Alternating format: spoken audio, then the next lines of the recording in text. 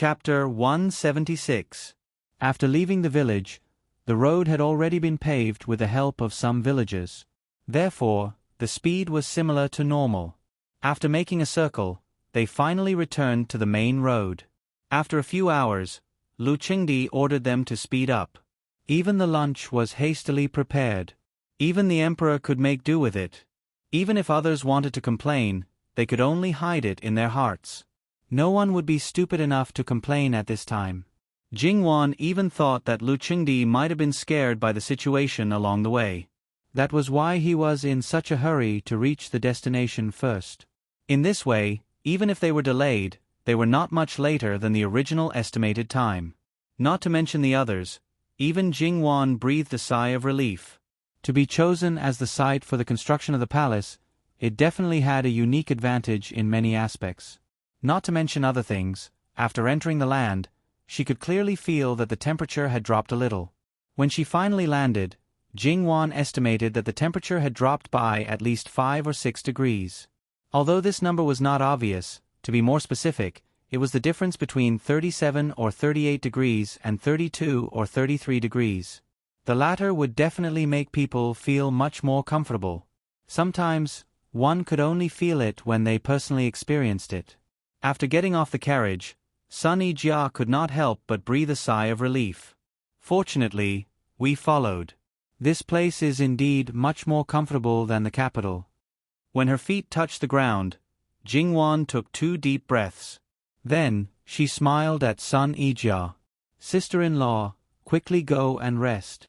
Don't talk about your sister-in-law. Quickly go and rest yourself. Madame Luo said in a bad mood. Jingwan held Madame Luo's arm and shook it coquettishly. I know, grandmother. Let third brother settle the matters. We all go and rest. Jingwan did not hold back at all and threw her bag to her brother. Luo Jingbua did not mind at all. Little sister is right. Grandmother, you all go and rest. It's not a big deal. I'll take care of it in a while. Originally, he had already sent people over to tidy up the place. He only needed to casually make some arrangements for the housekeeper to be in charge of the allocation and the other servants to be in charge of the arrangement. Another advantage of making arrangements in advance was that everything was done properly. After entering the door, he could take a comfortable bath and relax. Then he could sleep. It wouldn't take too long, even if it was only an hour. After eating something, he would be energized. However, the heavens were not on her side. Just as she was about to step through the door, she was told that Duchess Ding was here. Not to mention Jingwan, most of the people in the Luo family equated Duchess Ding with a troublemaker. After all, they were in-laws. Even if they did not like it, they still had to put on a show. Lord Luo went in, but Madame Luo turned back. Jingwan was a junior, and Sun Yijia and Luo Jingbua were her daughter and son-in-law. It was even more impossible for them to leave. Duke Ding's mansion was directly carried in a sedan chair. When she saw the person who came down from the sedan chair, Jingwan was shocked. Compared with the graceful and dignified Duchess Ding, she was now old and thin. She seemed to have aged more than 10 years. Even her back was a little stooped. She stood trembling slightly and needed someone to support her. She was just an ordinary old woman. If she didn't know her identity, she might not have recognized her when she suddenly saw her. She didn't know if she deliberately showed off something. She was wearing Duchess Ding's clothes, but she didn't know that she couldn't hold up the clothes. It looked a little empty, like a clown who stole other people's clothes. She sighed in her heart and couldn't help but feel less disgusted by her. Jingwan hadn't seen her since she broke off her marriage with Sun Yilin. She was sick, so it was not Jingwan's turn to visit her. Except for her brother and sister-in-law who went back to visit her a few times, only her mother went to visit her once. However, that time, it was probably not a good thing because her mother didn't go for long and she didn't look well when she came back. When Sun Yijia asked, her mother just forced a smile and said, "It's nothing. Don't mind it, Sun Yijia. After all, she is your mother." Everyone knew that Madame Zhang must have been bullied, but it was better not to mention her character. After Sun Yijia married into the Luo family, she got to know her better. Jingwan also told her that she didn't need to treat her as a mother-in-law except for the proper respect. She still needed more people to protect her. However, the backyard of the Luo family should be peaceful now, so she could live her own life. Sun Yijia told her directly, "Mother, you don't have to go in the future." Madame Zhang agreed with a hint of joy. Although Jingwan was already used to it, she was still speechless again. Fortunately, Sun Yijia didn't say anything to save her face. Otherwise, she might have offended others with her expression. Many people had the same mentality. Even if there was something wrong with their family, they wouldn't want others to agree with them even if they said it out loud. They should listen to the opposite and do a good job of saving face. Of course, if they did this to those who were really close to them, it would hurt their feelings. Sun Yijia didn't care. On the contrary, she actually liked people like Madame Zhang. Compared with those who had to beat around the bush, Madame Zhang was simply too cute. When Sister Wan got married in the future, there was no harm in her protecting her for the rest of her life. Along the way, Sun Yijia didn't go to see Duchess Ding, but Duchess Ding's temper was getting weirder and weirder. Especially when Sun Yilin was away from the capital for the first time on an errand. Before he left, Duchess Ding made a scene and refused to let him go, as if he would never come back after leaving the capital. However, Sun Yilin was not a good boy. Even if Sun Yilin used the name of being unfilial to bully him, he just sneered. He knew his elder brother's mentality too well. It was nothing more than that he couldn't sit in the position of the heir for a long time. The people who originally relied on him were more and more dissatisfied with him, and Sun Yilin was getting better and better. Now he even went out of the capital on an errand. Sun Yilin had been an official in the imperial court for many years, but unfortunately, he just muddled along. His position was not small, but he had no real power. He could climb to his current position only by relying on the name of Duke Ding's mansion. Therefore, he certainly wanted to stop Sun Yilin. Sun Yilin left very quickly, as if he didn't care that he was unfilial at all. Sun Yijia went to see her. 8 out of 10 sentences were about her son. When she wanted to talk about him, Sun Yijia ignored her and didn't interrupt. She fulfilled her duty and left. Now she had just settled down. Instead of resting well, she came to the courtyard of the Luo family's summer palace wearing Duchess Ding's dress. What did she want to do this time? Madame Luo was also surprised in her heart, but she didn't show it on her face. "What's the matter, in-law?" She went straight to the point, but her tone was calm and not harsh. Duchess Ding acted as if she didn't see her and looked directly at Sun Yijia. "Yijia, come back with me." Sun Yijia was very angry. What did her mother mean? Her in-law's grandmother was talking to her. She was an elder, but she ignored her like this. She didn't even care about the basic etiquette and rules. How could she offend her mother? She even asked her to go home with her mother. Everyone knew that a married daughter's in-law's home was her home. If she went back to her mother's home, she could only be a guest. She was fine on her own. Her mother's words made it sound as if the Luo family had wronged her. "Mother, what nonsense are you talking about? I'm the daughter-in-law of the Luo family. The summer palace of the Luo family is here. Where do you want me to go with you?" "Yijia, don't be afraid. I'm here. I'll take care of everything for you. You don't have to be afraid of the Luo family."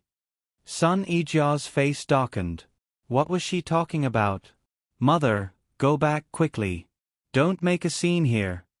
Yijia, I know you've been wronged in the Luo family. They despise your disfigurement and are mean to you. They covet your dowry and won't let you go back to see me. They think I can't get up, so they bully and humiliate you. Don't be afraid. I'm here now. What can they do to you? At worst, we can divorce and go home. What's the harm in Ding General Manor taking care of you for the rest of your life? Yijia." Not to mention the master of the Luo family, even the servants' faces were livid. Sun Yijia was so angry that she cried. How could her mother say such things? Yes, she was born in a prestigious family and was the wife of Ding General Manor. How could she shamelessly fabricate such nonsense? The summer palace was built closely together. The neighbors were all high-ranking officials and nobles. At this moment, they were either settling in or had just arrived. Many people were already craning their necks and pricking their ears to watch the show. If those who didn't know the situation heard these words, they would really think that the Luo family was such a family. Their reputation would be tarnished by her.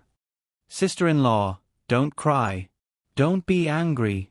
Jingwan was worried about her health and the child in her belly. Ijia, don't cry. Don't be afraid. I'll support you.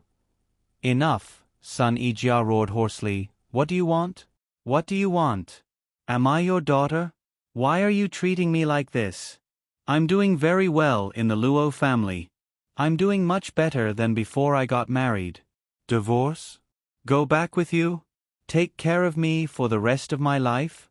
How much do you hate me so much that you can't bear to see me living well? She was so angry that she felt a sharp pain in her lower abdomen. The color on her face quickly faded. The masters and servants next to her were shocked. Outsiders didn't know, but they knew that she was pregnant. Originally, the Luo romping incident was over and they were looking for an opportunity to announce the good news. They didn't expect to encounter such a thing. Luo Jinghua hurriedly held her. Ijia, are you okay? Don't scare me. Jinghua, my stomach hurts. Son Ijia grabbed him tightly. My child. Mama Gong didn't need to be told. She asked someone to pull Jingwan away and stepped forward to check son Ijia's pulse. She knew from her expression that the situation was very bad. Third young master, you have to find a doctor quickly to protect the baby, otherwise... Doctor, where's the doctor? Which family has a doctor? Hurry up and take a look at my sister-in-law. Jingwan was very anxious. In the blink of an eye, because of Luo romping and because of little Madame Wang, the Luo family's doctor didn't accompany them. How could the onlookers not know what was going on? Obviously, the baby was affected. Anyone with discerning eyes could see that Duchess Ding was looking for trouble. This was a good time to curry favor with the Luo family. Needless to say, the family with a doctor quickly called for one. However, Duchess Ding suddenly grabbed son Ijia. Ijia, you're pregnant. How come I don't know? Did the black-hearted Luo family forbid you to go home and report the news? Hurry up and go back with me. Otherwise, you and the baby will be harmed by them. She couldn't even stand steadily. She didn't know where she got the strength from, but she couldn't shake her off. The doctor stood aside and couldn't get involved. Let go of me and get out of here immediately. Luo Jinghua was very worried, but he met such a crazy woman. If it weren't for the fact that she was his mother-in-law, he would have already punched her with his clenched fist. His respect for her status had all turned into bubbles at this moment. He even wanted to kill her. The scene was so chaotic, and the servants brought by Duchess Ding were also very regretful. If they had known that things would turn out like this, they wouldn't have dared to bring her here. The people who served her closely were also very worried. If this went on, she would really lose her baby. At that time, the enmity between them would be huge. However, their madam's temper was really too strange now. The people who used to know her best couldn't help her. They were worried that something would happen to her, so they could only persuade her nicely to let go. However, she didn't listen to them at all. She kept shouting, Ijia, go back with me. Son Ijia's hand had already been pinched by her. Luo Jinghua was no longer polite to her. He directly reached out and pried her hand away. His strength wasn't light at all. Son-in-law, be gentle. Get out of here. Get out of here. This cold and stern reprimand was accompanied by a stick. In the eyes of others, it was old Madame Sun who was impolitely hitting with her cane. The surrounding servants were hit and turned their heads. When they saw that it was their old madam, they immediately shrank their necks and retreated to the side. Duchess Ding's hand happened to be pried open by Luo Jinghua. In fact, it was also thanks to Nanny Gong. She clasped the acupoint on the inner side of Duchess Ding's arm, making Duchess Ding loosen her grip uncontrollably. Nanny Gong then let go at the right time. Old Madame Sun grabbed her hand that was about to scratch Luo Jinghua, threw it away, and slapped her. Duchess Ding, who couldn't even stand steadily, was naturally knocked to the ground. She didn't know whether she was stunned by the slap or for other reasons. In short, she looked at old Madam Sun in a daze. There was a moment of silence. However, old Madam Sun didn't even look at her. "Where's the doctor? Hurry up and take a look at my granddaughter." The doctor on the side hurried forward. After taking her pulse, his heart skipped a beat. "It would depend on luck to carry this baby. Hurry up, carry her into the room. Hurry up and lie down." Luo Jinghua waved away the servant girls and older female servants who came up to help.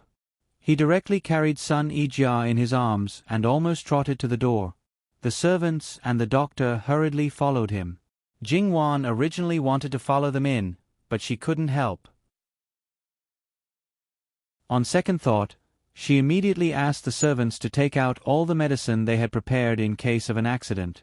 There were some common medicines that could be used to protect the fetus. However, the prescription of a set of herbs might be different for each doctor. Therefore, Jingwan was not at ease. What if they didn't have all the herbs they had? What if they didn't have any with the other families? If they happened to need it, they would be in a hurry to find the medicine and waste time. Thinking about this, she immediately walked to Madame Luo's side and told her thoughts. Hearing this, old Madame Luo immediately ordered people to do it. This matter actually happened very quickly. The process didn't take long. Luo Peishan sat down and took a sip of tea. When he heard that something had happened outside, he hurriedly came out. When he saw Luo Jinghua's back, he frowned and walked out of the door. When he heard old Madame Luo's words, he said, "When you go to ask for the medicine, tell each family that as long as they share the medicine, regardless of the amount, this old man owes them a favor." A favor from the Minister of the Ministry of Official Personnel Affairs was really coveted. Old Madam Sun looked at the Luo family's actions and then looked at her own. She was still her biological mother. How could the difference be so big? "Send your wife back. In the future, without my permission, she is not allowed to take half a step out of the courtyard. And all of you, you know that she is sick, but you still let her do whatever she wants. When you go back, each of you will be flogged 10 times. Old Madam Sun had been in charge of this mess for most of her life and really didn't want to care about it anymore. She originally thought that she could make trouble at home, but who knew that in the blink of an eye, she would cause such a mess. If she hadn't asked one more question and inexplicably put on her clothes when she was about to reach the summer palace, she was worried that she would cause trouble and rushed over to take a look. It didn't matter if she died, but she was afraid that her death would affect the reputation of the Luo family, Yijia and her husband. No matter what the reason was, as long as something happened to her, the Luo family would be in trouble. As old Madam Sun's mother-in-law, it didn't matter how she punished her. Even if she died, it didn't matter if she was accused of forcing her daughter-in-law to commit suicide. Anyway, she was already a person who was buried up to her neck. After dealing with Duke Ding's wife, old Madam Sun walked to the Luo family and said, "In-law, it's my fault. I should have detained her long ago. My daughter-in-law is hysterical. She thinks whatever she thinks all day long and can't listen to others. Don't take what she said to heart. As for Yijia, we all hope that she and the child will be well. Our family is sorry to your family." Old Madam Sun couldn't go on. None of the Luo family's great-grandchildren had been born yet. The baby in Yijia's belly was only the second one, so the Luo family naturally valued it. If the baby died, it would not only be the culprit's fault, but also the entire Duke Ding's mansion's fault. Speaking of which, old Madame Luo married before her, but her eldest son was much younger than her. Therefore, she had several great-grandchildren, but her eldest one hadn't been born yet. She didn't know whether it was because she didn't have a child in the early years or because she had difficulty conceiving. Even though old Madam Sun spoke kindly, old Madame Luo's expression was still not very good. "In-law, you don't have to say anything. Let's see if Yijia's child can be saved. If the child can be saved, I'll take care of it. Unless her mother dies, I won't let her go back. This happens to be what she wants. Our Luo family won't bear the reputation in vain." Old Madam Sun nodded. She has a bunch of people to serve her, so she doesn't need Ijia to do anything. Taking care of the baby is the most important thing. Even if you allow her to go back, I won't allow it. I only have one granddaughter, Ijia, and I'm also waiting to hold my great-grandson. I'll go back first. In-law, why don't you come in and have a seat? No, I just arrived. I have something to do anyway. Besides, Ijia is here, so I won't add to the trouble. I just want to trouble you to tell me about Ijia's situation later. I'll come to see her then. As for the rest, just let her take care of herself and don't think too much. Don't make life difficult for herself and her child because of her mother. If that's the case, then she should completely give up. Although the last sentence was vague, everyone understood what she meant. It was nothing more than telling son Ijia not to count on her mother anymore. If she didn't care about her mother at all and didn't take her seriously, then she wouldn't be sad. All right, I won't send you off, in-law. Old Madam Sun nodded. As she turned around, she glanced at Jingwan and said, "It's our brother Lin's bad luck, but it's only right that he's blessed to have such a mother. Fortunately, Ijia married into your family. I'm content that one of the siblings is blessed. I don't have any regrets in my life." She then turned around and left. Speaking of which, old Madam Sun had a lot of children and grandchildren. Moreover, she had 4 generations living under the same roof. However, in Jingwan's eyes, her back looked a little bleak. She heard that recently, she often stayed in the Ding General Manor and didn't go out. She was in a state of old age and loneliness. Obviously, a person like her should be spending time with her grandchildren and enjoying the happiness of a family. The doctor first stabilized son Ijia's fetus with silver needles and then hurriedly prescribed medicine. It turned out that Jingwan's idea was prescient. The Luo family's medicine was indeed missing one. The servant hurriedly brought it back. After the doctor confirmed it, it was immediately taken away to be boiled. Even so, Jingwan was still cautious and asked Nanny Gong to confirm it again. It was not that she thought that the family who distributed the medicine would do something, but there were too many secrets in the backyard. Jingwan was afraid that the family who distributed the medicine would do something wrong without her knowing. What if it was used on her family by accident? Jingwan had to be careful at this time and couldn't be careless. In this aspect, Nanny Gong was naturally very good at it. Son Ijia's fetus was saved for the time being. However, according to the doctor, it was only temporary. Before the fetus was completely stabilized, if she was a little emotional, she would have a miscarriage. Moreover, it was the kind that could not be saved. She had to be more careful in the future.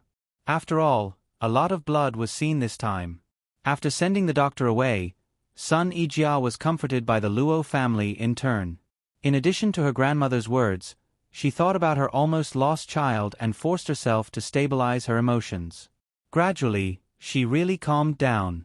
In fact, without her grandmother's words, she had completely given up on her mother. She no longer thought about why her mother became like this today. After all, it couldn't be because of her. In her mother's eyes, she was not that important. At this time, old Madam Sun had already learned the whole story from the servants. Every word that Duchess Ding said made her feel a little itchy in the palm of her hand. After all, the slap just now was too light. Listen to what she said. She was actually talking about her own attitude towards her daughter-in-law, wasn't she? Duchess Ding had been married to Duke Ding's mansion for decades. Old Madam Sun might be strict and might have held the power of the inner residence for a long time, but she had never been mean to Duchess Ding, let alone hit her.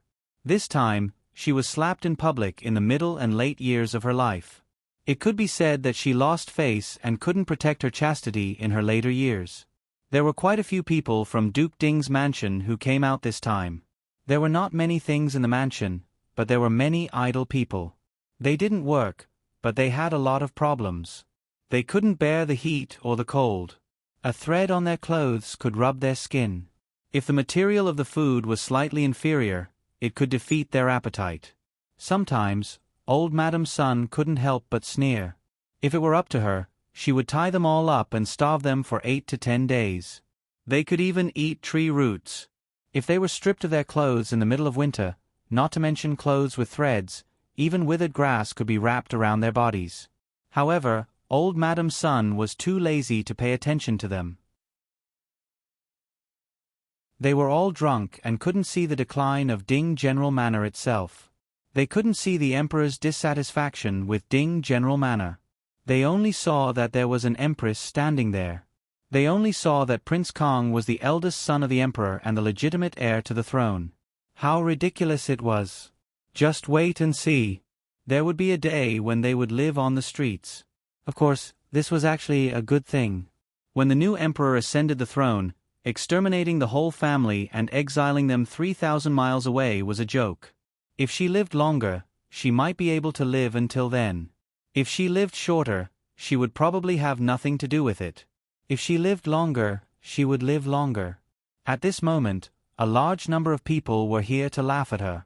They would take the opportunity to seize power and gain some benefits. Otherwise, they would hit her when she was down. Old Madam's son didn't frown. She just looked at Duke Ding, her eldest son. Her eyes didn't seem to be looking at her son. She said coldly, "You personally send some medicinal materials to the Luo family. I hope you won't be as stupid as your wife." If old Madam's son really put on airs, not to mention the people of Duke Ding's mansion, even the most senior elders of the entire Sun family had to respect her. The others would be terrified and shrink their heads like quails. Therefore, even Duke Ding had to respectfully respond at this moment. For some reason, Sun Yibin went to the Luo family with Duke Ding. It was Luo Peishan who received them. Luo Jinghua had to accompany his wife at this moment and didn't have time to pay attention to them. Seeing a pile of things sent over, Luo Peishan laughed. However, his words were full of sarcasm. He scolded people without using any dirty words, which made the father and son blush and smoke coming out of their 7 orifices. However, they couldn't find any words to refute.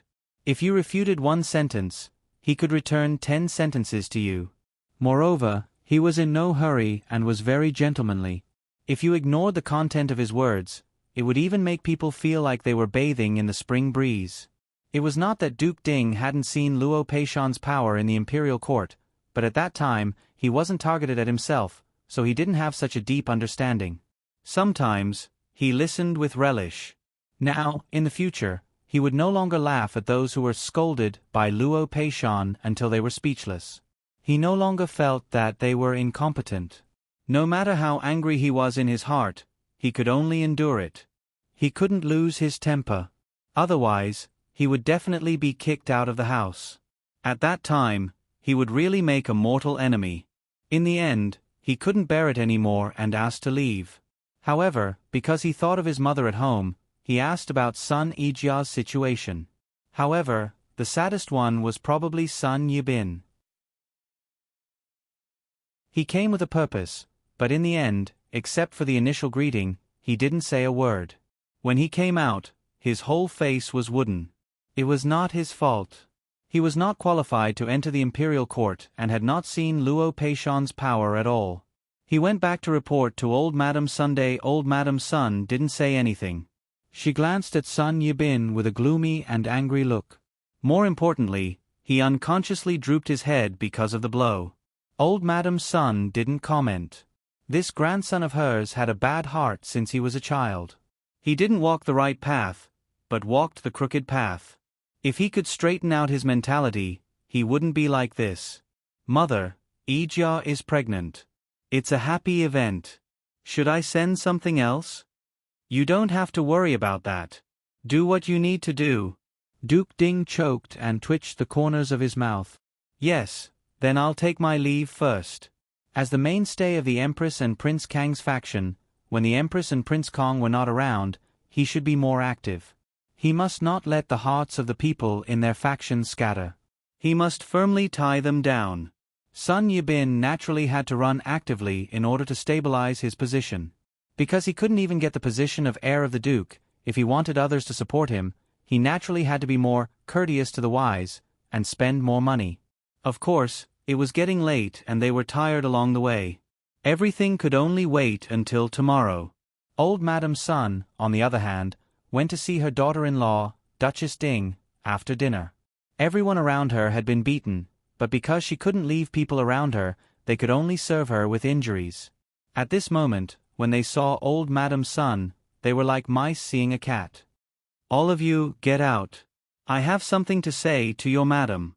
One by one, they hurriedly squatted down and disappeared in the blink of an eye. Duchess Ding leaned against the big pillow.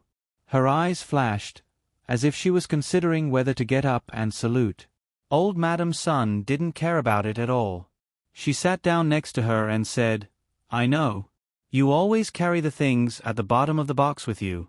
Take them out and give them to Ijia. Consider it your compensation to her." Duchess Ding's lips squirmed, but she didn't say anything. Old Madam's son was calm and composed. In terms of spirit and appearance, she was even younger than her daughter-in-law now. "If you don't take them out, I'll have someone send you back to the capital tomorrow. Of course, I'll also bring the divorce letter I wrote to you. Then, I'll tell the world about your great achievements." Duchess Ding's pupils shrank. "Mother, you actually want to divorce me? https://www.bicken.com/11/11807/6653175. HTML. Please click here to report. No registration required. We will deal with it as soon as possible. After reporting, please wait patiently and refresh the page.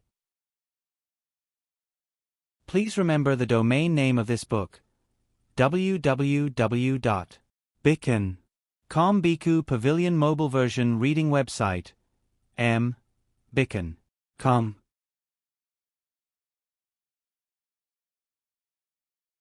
Chapter 177. Mother, I don't know what you're talking about. Duchess Ding lowered her gaze. Old Madam's son was not angry that her words did not work. Since she had come today, she was sure that she would not return empty-handed. The relationship between her and her daughter-in-law was a real mother-in-law and daughter-in-law. They had never crossed the line for decades. They were as close as mother and daughter. They had never even pretended to be close. Old Madam's son seemed to be interested at this moment. "Do you think that it was third Miss Luo who drove a wedge between you and your son? Is she the one who caused you to become like this today? Then, what about your daughter?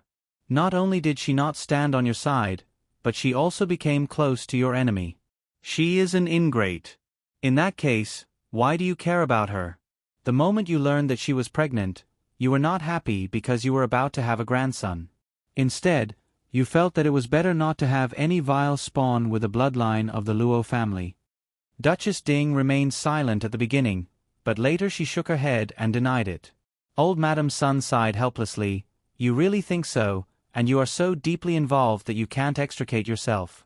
I've seen people who are stubborn, but I've never seen someone like you who refuses to turn back. You worked so hard to raise Brother Lin and put all your hopes on him. He suddenly cared about another woman more than you. You felt sad and couldn't accept it. This is actually quite normal. Many mothers have such a mentality, but you can't wait to tie him to your belt. Is this the way you care about your son? Oh, when did you hit your head? Have you become stupid? When he really got married, would he treat his wife as a decoration? Would she have no use other than giving birth to children? Would she immediately turn back and snuggle in his arms to drink milk after he and his wife were done with the rites of Zhougong? In that case, why do you have to find a wife for him? You can just take him with you for the rest of your life. When you die, take him with you. You can even ask to be buried in the same coffin. He has been in your belly from the beginning and will be by your side until he dies. Look, how good is that? Except for you, no one else can be so close to him." Old Madam's son was not in a hurry. She even deliberately lowered her voice towards the end. Duchess Ding's face turned green and white. She widened her eyes in disbelief. These words almost directly said that the mother and son had lost their morals. "Mother, he is your grandson. How can you say that about him?" Her voice was sharp, and her expression was as if she wanted to strangle this old witch who had slandered her son. Old Madam's son calmly adjusted her sleeves. "Did I say anything about Brother Lin? I'm just saying what you think. I'm talking about you. Brother Lin has always been a good child. He's smart, outstanding, and clean. He's also a normal child. When he reaches the right age and meets the right person, he'll also fall in love with her. It's just a pity that the child has a mother who's mentally ill. We didn't realize it in the past. Hence, he lost his wife and his happiness. Now, he only wants to escape from the home that made him feel warm. Perhaps dying outside is better than living in a home that only makes him feel pain. Nonsense. Nonsense. It's not like that. It's not like that. Duchess Ding shouted crazily. She did keep a close eye on Yilin, but she didn't want him to be seduced by a vixen. It didn't matter who he liked, as long as he didn't care so much. As long as it didn't have to be one person, he could have as many women as he wanted. She just didn't want him to be addicted to love and ruin his future. What was wrong with that? How could he make her sound so filthy and despicable? What do you think will happen if outsiders know that Brother Lin has such a mother? All the results are in fact only one thing, that is, his whole life will be ruined. Except for those ugly women with many flaws, who will be willing to marry him. Were you very happy at that time? After all, he was abandoned by everyone and you became his only one. Old Madam Sun was still indifferent. She said the most unacceptable words for her daughter-in-law. Nonsense. Shut up, shut up. What right do you have to tell me to shut up? You dared to do it, but I can't talk about it? You're too ridiculous. A straight foot is not afraid of a crooked shadow. I didn't do it. Old Madam Sun smiled. A straight foot is not afraid of a crooked shadow? Unfortunately, if I say there is, then there is. Because she was thin, Duchess Ding's widened eyes became more frightening. Yilin is your grandson. How could you do this? How could you be so vicious and want to ruin him? Yilin has a bright future. How dare you, how dare you? Why wouldn't I dare? When I was young, I did a lot of evil things. I took at least 8, if not 10, lives. It's a pity that you didn't have the chance to see it. However, no matter how vicious I am, I can't be compared to you. It's said that even a vicious tiger doesn't eat its cubs. You even hurt your own flesh again and again. You're worse than a beast, aren't you? Just because of resentment against an outsider, you can vent your anger on your own daughter and even harm your own grandson. Now I'm actually wondering whether you really care about Yilin or are you using him as a pretext to make a fuss. Otherwise, since it's all in the past, you should mend your relationship with your son. But look, what are you doing all day? His relationship with Yi Jia has always been close. If he were to find out that you, his mother, almost harmed his sister and his nephew, would he break off all ties with you? Yi Jia probably doesn't have any feelings for you now, but it probably doesn't matter to you. Everything you've done for her was based on her value and to pave the way for your son. So, if she's gone, she's probably gone as well. Before Yi Jia got married, I felt that the little talent for mother-daughter relationship existed in you. You should have really planned for her. But it turns out that I still underestimated how fickle you are. Sometimes I really don't know what people like you are thinking. Is your brain different from that of ordinary people? Take mending the relationship as an example. It said that you should do something pleasing. What you did was as if others didn't hate you enough and you didn't push your own people far enough. Could it be that this is your way of redeeming yourself? You're really maverick. Or can I put it another way, you're so stupid that no one can compare? Duchess Ding stared at old Madam Sunday. She had been married for decades, but this mother-in-law had never said so much to her. But every word was like a gem, piercing her heart and lungs. Suddenly, she pounced forward and reached out to strangle her. Madam Sun La got up and stepped back unhurriedly. Duchess Ding fell to the ground at once and struggled awkwardly. The people outside heard the noise and communicated in their hearts. Finally, they couldn't help but come in. When they saw the scene, they were stunned for a moment and didn't know what to do. Old Madam Sun turned around and said, "Come in and help your madam up." Hearing this, they didn't dare to be negligent and quickly came in. However, they subconsciously avoided old Madam Sun carefully. They only felt that this old madam was really too terrifying. The madam who had exhausted all of them was like a clown baring her fangs and brandishing her claws in front of the old madam, but the old madam didn't even frown. After they settled her down, old madam's son immediately told them to get out. Duchess Ding wanted to reach out and hold them, but the one who was within reach was directly pushed away. After being stunned for a moment, she began to make a scene again. Old madam's son poured a cup of warm tea from the table and only took a sip. Then, she walked to the side of the couch and poured it all over her head. I've only done this kind of thing a few years after I got married. I haven't done it for decades. Now that I'm rewarding you, you should feel honored. The tea dripped down. Not only did it wet her hair, but it also smeared her face with water. She couldn't even open her eyes. Old madam's son put the cup back and turned back. Have you calmed down? Duchess Ding wiped the water droplets on her face and remained silent. Old madam's son asked again. Calm down, mother. I've calmed down. Duchess Ding felt an inexplicable chill. She trembled and hurriedly spoke. It's good that you've calmed down. I tried to talk to you nicely, but you didn't listen and forced me to use tricks. Perhaps I was too kind to you in the past and didn't teach you well. That's why you've become like this today? What she said before was called talking nicely.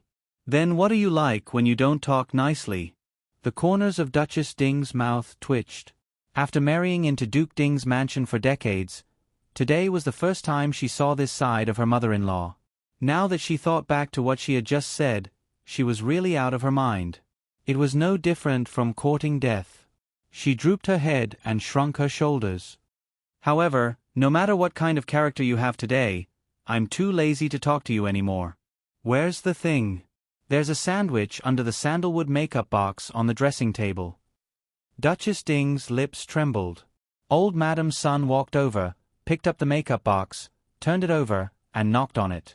There was no hollow sound, but it was different from other places. She moved it to the candlelight and looked at it carefully. Then she found a way to open it. It turned out that it was tightly stuffed with cork. No matter how it was shaken, it wouldn't make a sound. Old madam's son took out the brocade bag, just rubbed it through the cloth with her hand, and then put it in her sleeve. The makeup box was restored, and then she left without saying a word. During the whole process, Duchess Ding just stared blankly. However, she could only stare and couldn't say a word. She had a hunch that if she really dared to refuse, she would really be kicked out of the house. Yilin would really be dragged into hell by her. Her maiden family would also be ashamed of her. Everything would fall apart. It turned out that her mother-in-law, who she thought was kind, could even abandon the reputation of Duke Ding's mansion and her favorite grandson when she became ruthless. As for whether her mother-in-law would give the thing to Yi Jia or not, she was not qualified to ask. She was not qualified to ask either her mother-in-law or Yi Jia. Old madam's son, who was about to reach the door, suddenly turned back. She stood 3 steps away from Duchess Ding and looked down at her condescendingly. Her face was no longer kind, but really cold. In the mud pile of Duke Ding's mansion, you can sit steadily for decades. It shows that you're not stupid. It only shows that Yilin and Yi Jia are actually the same. When they don't touch you, they can dote on you, and they can care about you very much. When they go against your will, they can also give them up. Don't use, for his own good, as an excuse. Don't flaunt yourself as a great and selfless person. You should know that your nature is exactly the opposite. However, no matter how much I say, it's all nonsense. Yilin has probably told you a lot. At that time you may reflect on it. Later, you will only remember that you were disobedient and unreasonable to the extreme. If it's useless to talk, then do it. If you behave, I'll let you live out your life in Duke Ding's mansion. If you don't, I'll let you die in a mass grave and feed you to wild dogs. It's not a big deal to find a corpse to be buried in the ancestral grave of the Sun family instead of you. This is your last chance. Think carefully. Otherwise, even if I die first, I'll kill you before I die. Don't think about it. Pretend to be obedient now and stir up trouble after I die. You can rest assured that no matter what happens, I'll make arrangements for you, properly. She didn't care about the mess of Duke Ding's mansion, and it didn't matter if it was completely destroyed. However, she couldn't bear to leave Yilin and Yi Jia alone. Duchess Ding watched her back disappear at the door. It was already dark outside and she couldn't see anything clearly. She shuddered violently and couldn't help but collapse. After death, people paid attention to returning to their roots, being buried in the ground for peace and enjoying the incense of their descendants. This mother-in-law would rather find a random person to cut off all her paths. In terms of means, who could compete with her? Duchess Ding thought that she had run Duke Ding's mansion for many years. Although she didn't have an airtight control, at least she still had most of the power in her hands. However, looking at the attitude of the people who served her and were regarded as her confidants in front of the old madam, she knew that what she thought was just a joke. You can only be in power when he doesn't take power seriously. When she takes power seriously, you can stay away from her. Before the current emperor ascended the throne, there was also a bloody battle. Her father-in-law was much more powerful than her husband, the current Duke Ding. In the end, Duke Ding's mansion was still controlled by her mother-in-law. Did she think that she was really kind just because she had seen her kind face for too long? Did she think that she wasn't good at scheming just because she didn't make trouble for her? Her body went limp and she stared blankly at the void. Was she really that kind of person? But it turns out that you care about yourself the most. You don't allow others to ignore you, you don't allow others to disobey you. Once you cross your bottom line, you'll go crazy and lose your rationality. You don't care about the consequences and only think about yourself.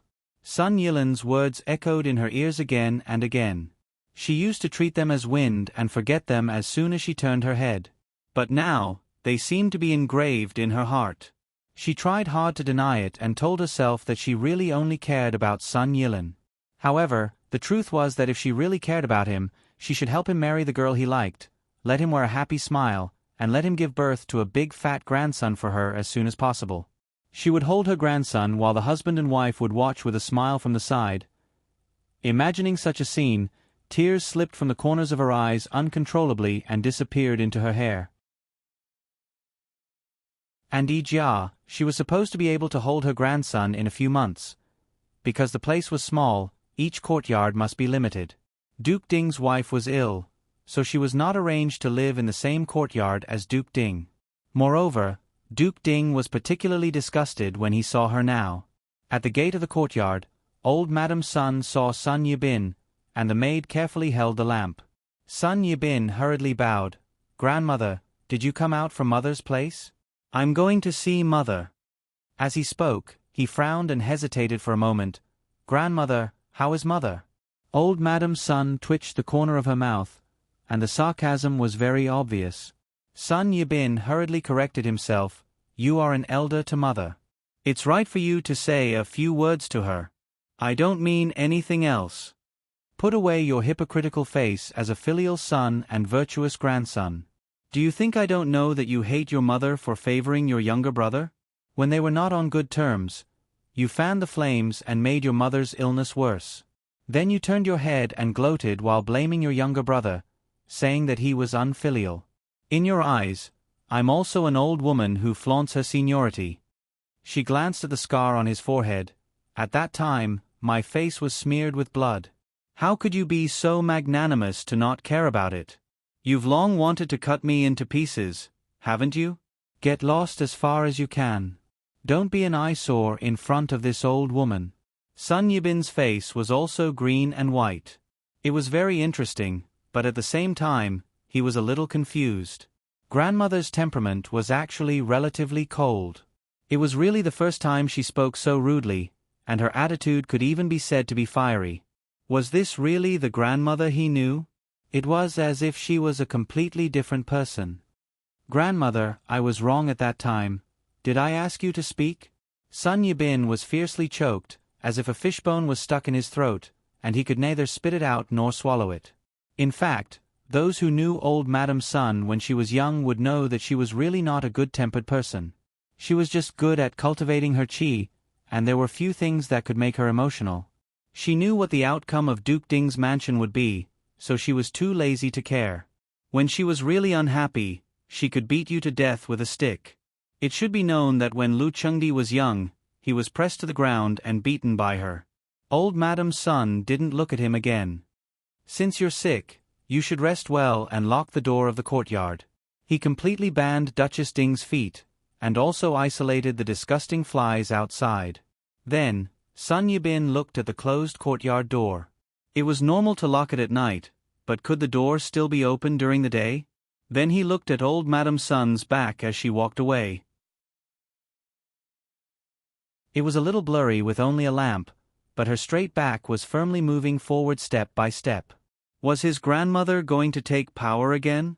Because after Duchess Ding's wife fell ill, the power in Ding General Manor had been dispersed. Everyone, including his wife, had tasted the bad sweetness. If his wife benefited, he would naturally benefit. Logically speaking, he was the eldest son of the first wife.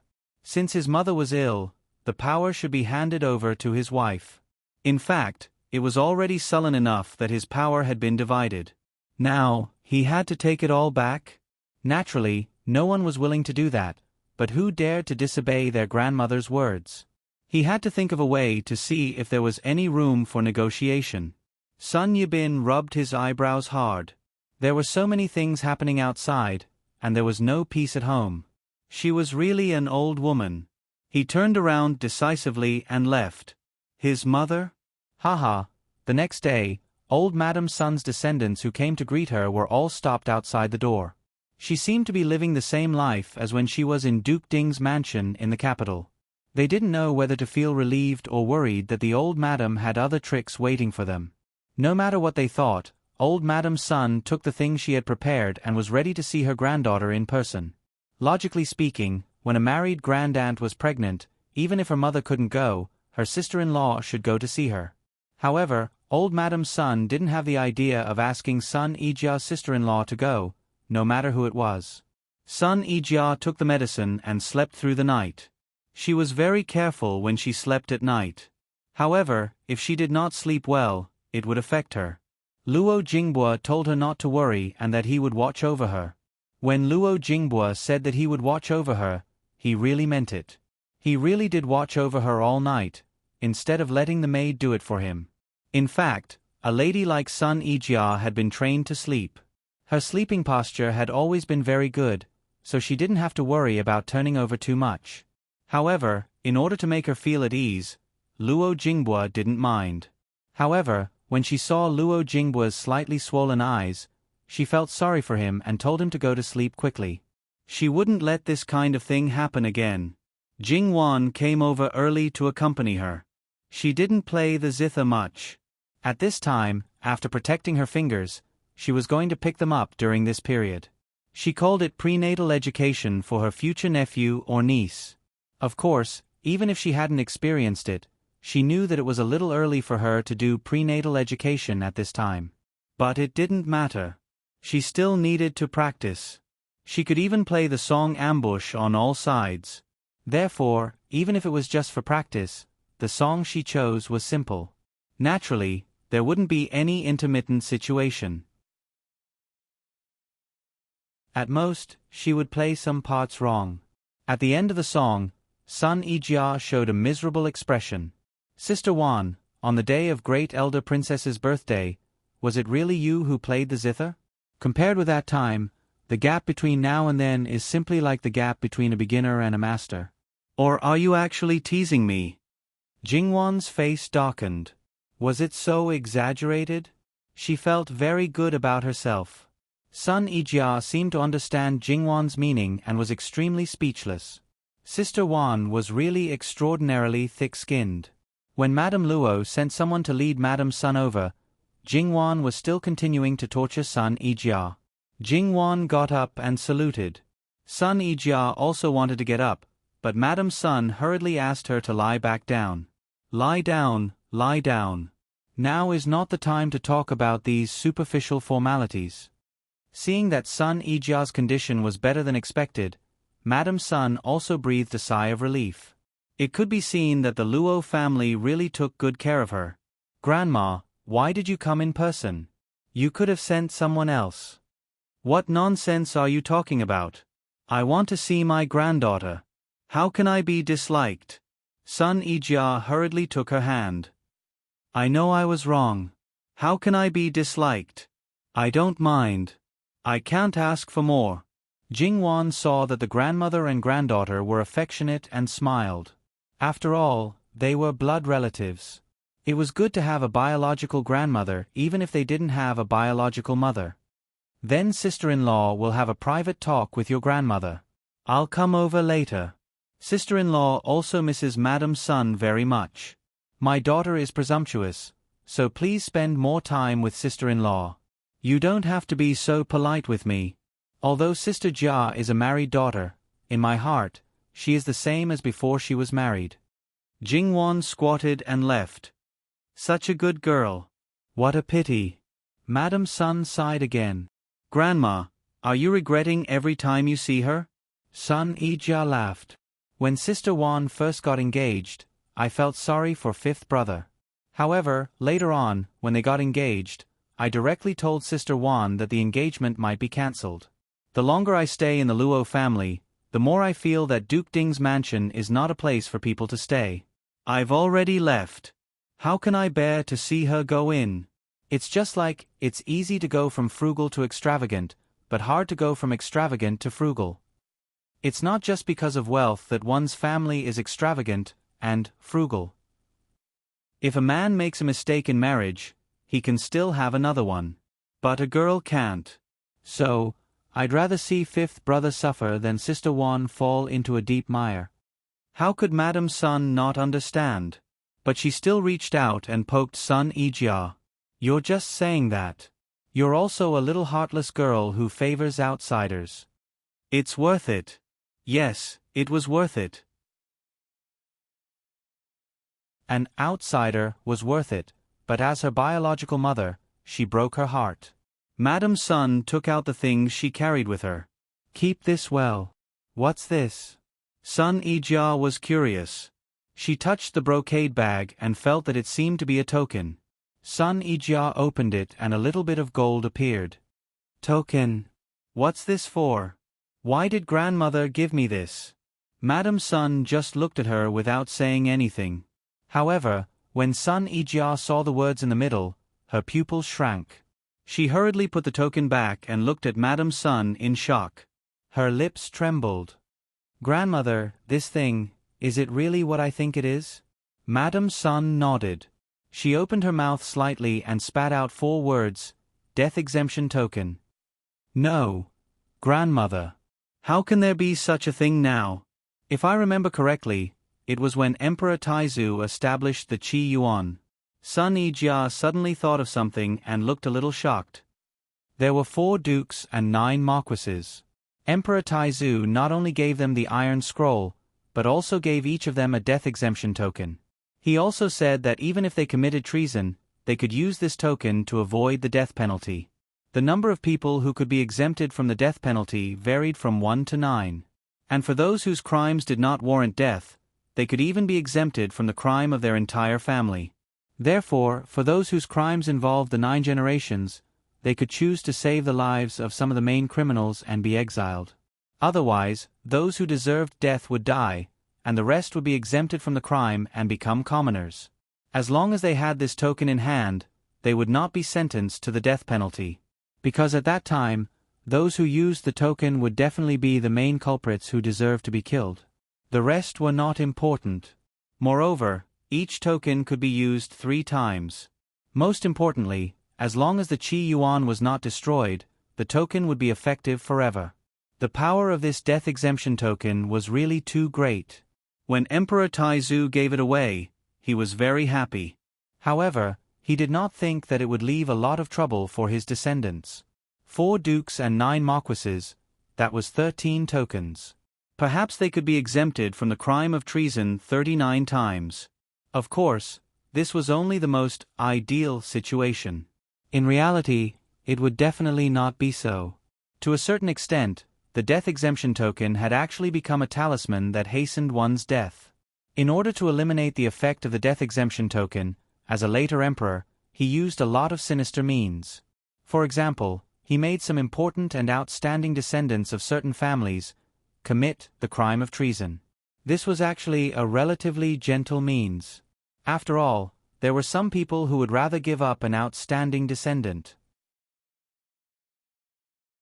The death of the 4 dukes and 9 marquises was a big reason why the death of the 4 dukes and 9 marquises was so fast. It was said that one of the secret reasons why the Ding General Manor could stand until now was that Sun Yijia's grandfather took the initiative to hand over the death exemption token in exchange for something else for the Ding General Manor. The 13 death exemption tokens were taken back one after another. There was only one left, and there was only one chance left. Its influence was almost negligible, and its whereabouts were unknown. Therefore, there was no effort to find it. Sun Yijia did not expect that this thing was in the hands of her grandmother and was given to her. Sun Yijia felt a little wrong. Her emotions seemed to be a little too strong. She quickly took 2 deep breaths to calm herself down. Now this thing is not so taboo. You just keep it. It's best if you don't use it. If one day you need it, then you can use it. Sun Yijia held the death-free gold medallion in her hand. This thing was no longer a hot potato. It was a real life-saving talisman. According to her selfish motives, she naturally wanted to keep it.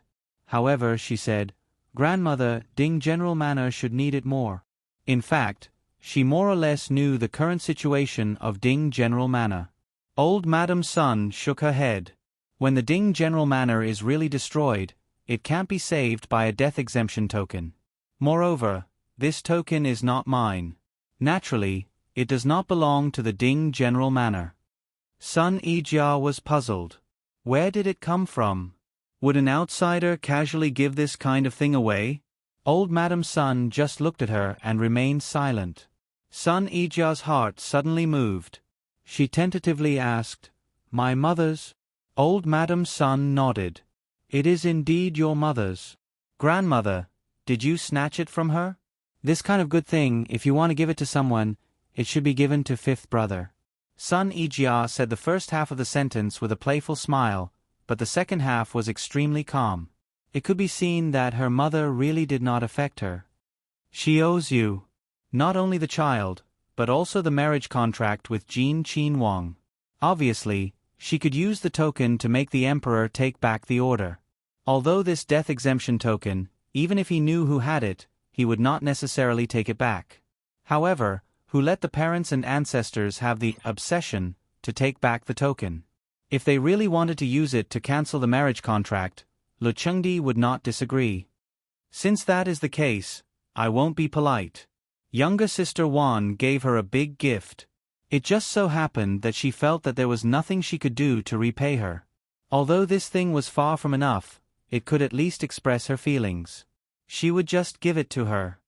"Yijia, you want to give it away?" Old Madam Sun's golden eyes flashed fiercely. Sun Yijia's expression was very obvious. I want to give it to younger sister Wan." Sun Yijia did not deny it. "If you want to give it to her, then give it to her. In any case, it is already yours. You can do whatever you want with it." Old Madam Sun did not care much about this. The Luo family was very affectionate and righteous.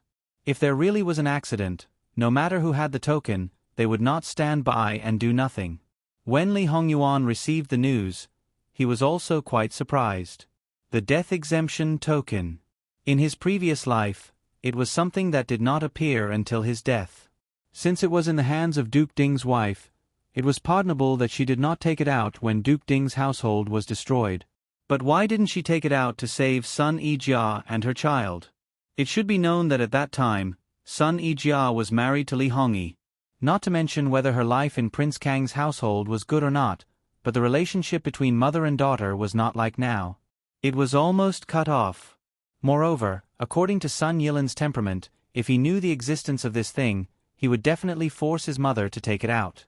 https://www.bicken.com/11/11807/6653178.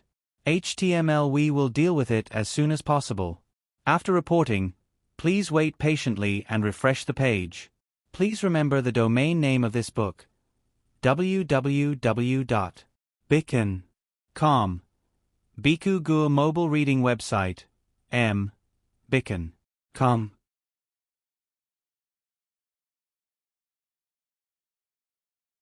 Chapter 178. Then, in his previous life, where did the gold medallion go? Obviously, to Li Hongyuan, it could only be a mystery. However, the emperor was Li Hongyuan. Even if that thing appeared, it would not be of any use. Those who should be killed, he would definitely kill. As for the rest, it was completely up to his own wishes. If he wanted to keep it, he would keep it.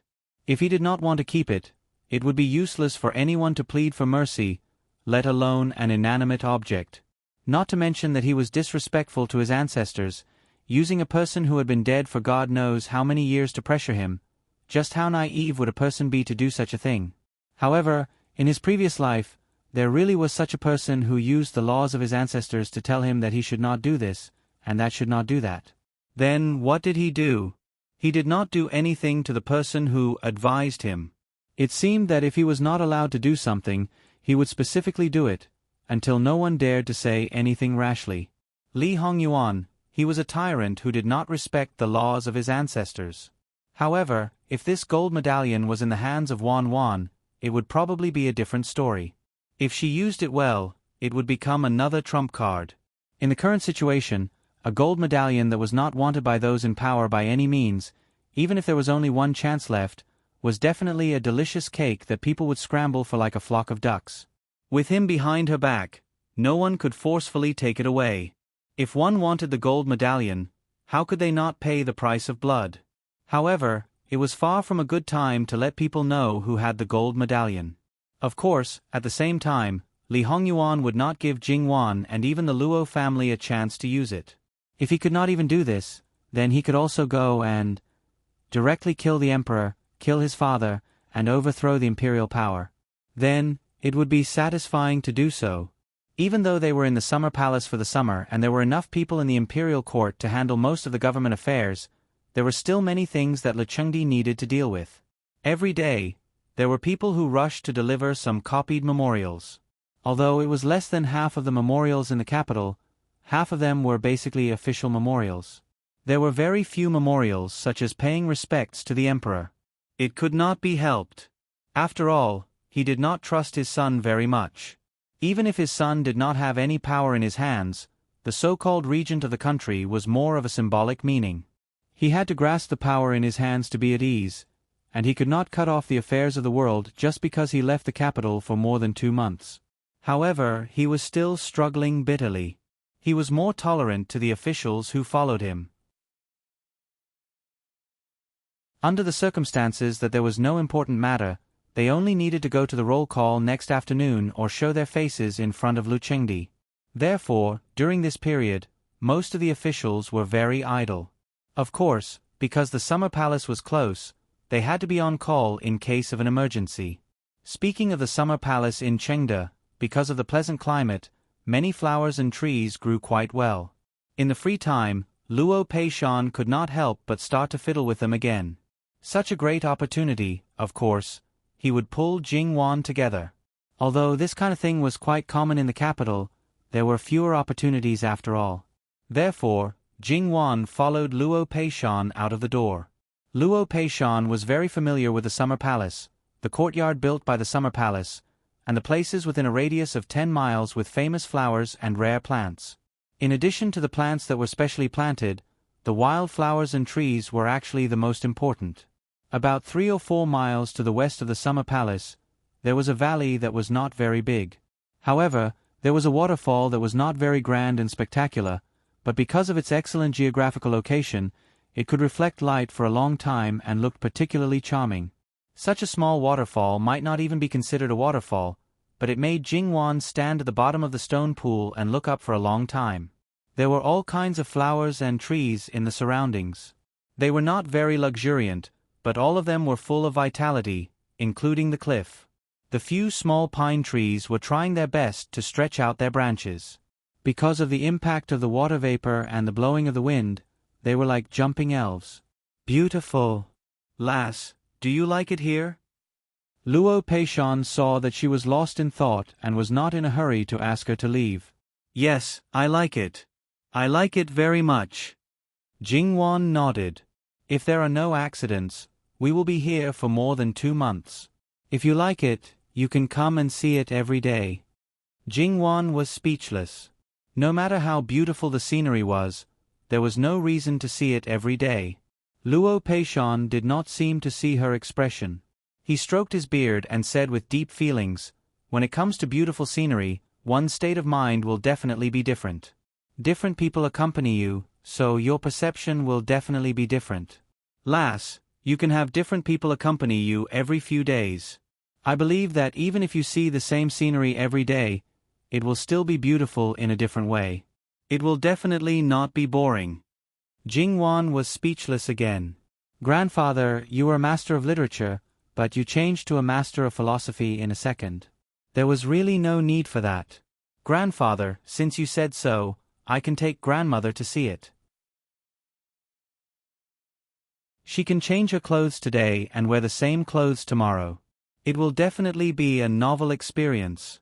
It was a pity that there were only a few samples of clothes. As the saying went, no matter how many changes there were, it did not deviate from the origin.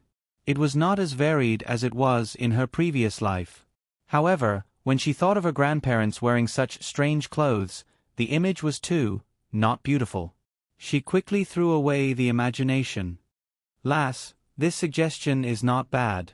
You should take your grandmother out to see it more often. Jingwan looked at him again. Speaking of which, where was the restraint of scholarly officials? At such an old age, taking a young lady with him was called romantic, but his heart was not old. Taking an old lady with him was called, it was called a loving couple, loving each other until their hair turned white. Jingwan always felt that she had inadvertently been shown a face of affection by her own grandfather and was stuffed with a mouthful of dog food. In Jingwan's view, this old couple had long lost their passion. However, they had helped each other in difficult times, and a tacit understanding between each other with a glance or a gesture. Perhaps it would not make people blush and their hearts beat faster, but it would definitely make people feel sweet in their hearts. Between her grandfather and grandmother, when they were young, there were also times when there was a gap between them. However, when they were old, they were able to get to where they were today. They were not strangers like many people. The old master would walk around the backyard as if he was just going through the motions, then turn around and hug the young lady to prove that he was still strong despite his age.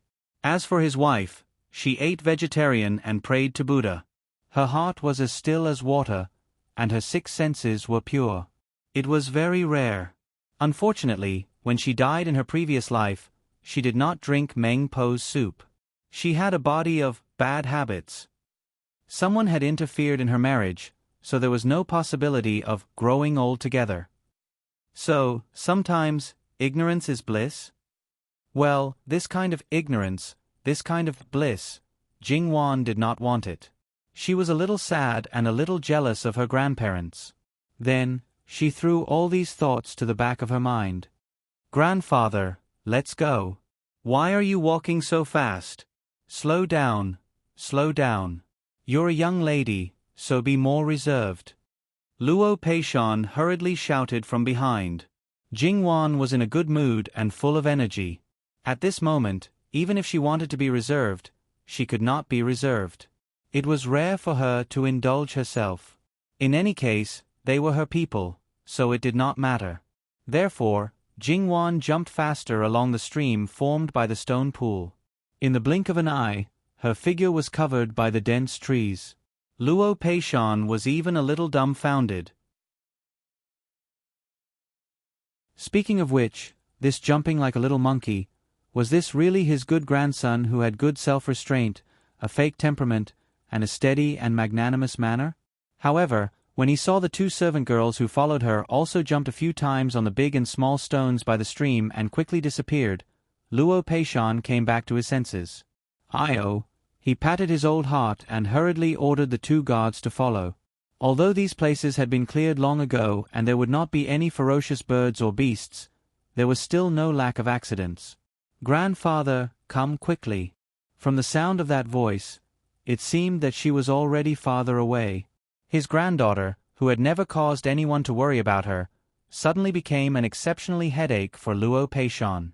Could it be that the saying, "Those who do not commit crimes, when they commit crimes, it will be a big deal"? His good grandson had always been gentle and quiet. Now that she was gentle and quiet, she directly turned into a wild monkey? At the very least, she should have informed him in advance so that he could be mentally prepared. Luo Peishan wanted to follow, so naturally he walked in a hurry. Seeing this, his manservant trembled with fear and hurriedly supported him. It was said that Luo Peishan's arms and legs could not jump randomly on stones. Even his manservant would not be able to do so. Trembling slightly, Luo Peishan made a detour from the side, and along the way, he had to push aside the branches that blocked the way. When Luo Peishan appeared in Jingwan's line of sight, his hair was somewhat disheveled and he looked quite embarrassed. This was also the first time that Jingwan had seen Luo Peishan like this. Therefore, she looked at Luo Peishan without any trace of politeness and smiled. Luo Peishan hurriedly tidied up his appearance and said, angrily, "Bad girl, who did this to you?" Jingwan washed the fruit in her hands again and jumped along a few stones. Seeing this, Luo Peishan's old heart pounded fiercely again. He kept urging her to slow down. Jingwan handed over a green-skinned fruit in her hand. "Grandfather, don't worry, I know what I'm doing." As she spoke, she took a bite of another fruit. "It tastes good, grandfather, quickly try it." Then she took 2 more bites. Luo Peishan frowned disapprovingly. "How can you eat fruits in the wild?" "It's okay, I snatched this food from the monkeys' mouths. I saw that they like to eat it, so it's definitely fine for a person to eat it." Jingwan smiled a little slyly. "Nonsense, you're a well-bred young lady, how can you snatch food from animals? This is simply, ugh." Jingwan stuffed the fruit into his mouth. The fruit wasn't big to begin with, and with this, half of it went into his mouth. Long-winded. She giggled. With his mouth stuffed open, he looked a little stupid. Luo Peishan quickly took it off. "You're getting more and more outrageous, girl." Jingwan ignored him and turned to walk away. As she walked, she turned back to tease him. "I heard from grandmother that grandfather, when you were young, you did a lot of immoral things. You can't be like grandfather, who only allows the state officials to set fires, but not the common people to light lamps." Luo Peishan's old face turned red. Speaking of the immoral things he did, they were all before he married his wife. How did his first wife know about it, and now his granddaughter even knew about it? However, his teeth had just bitten through the skin of the fruit, and it seemed to taste good, so he took a bite. Digression, https://www.bicon.com/11/11807/6653179. HTML chapter error. Click here to report. No registration required. We will deal with it as soon as possible. After reporting, please wait patiently and refresh the page. Please remember the domain name of this book: www.bicon.com. Bicon.com. Bicon.com mobile edition website. Bicon.com.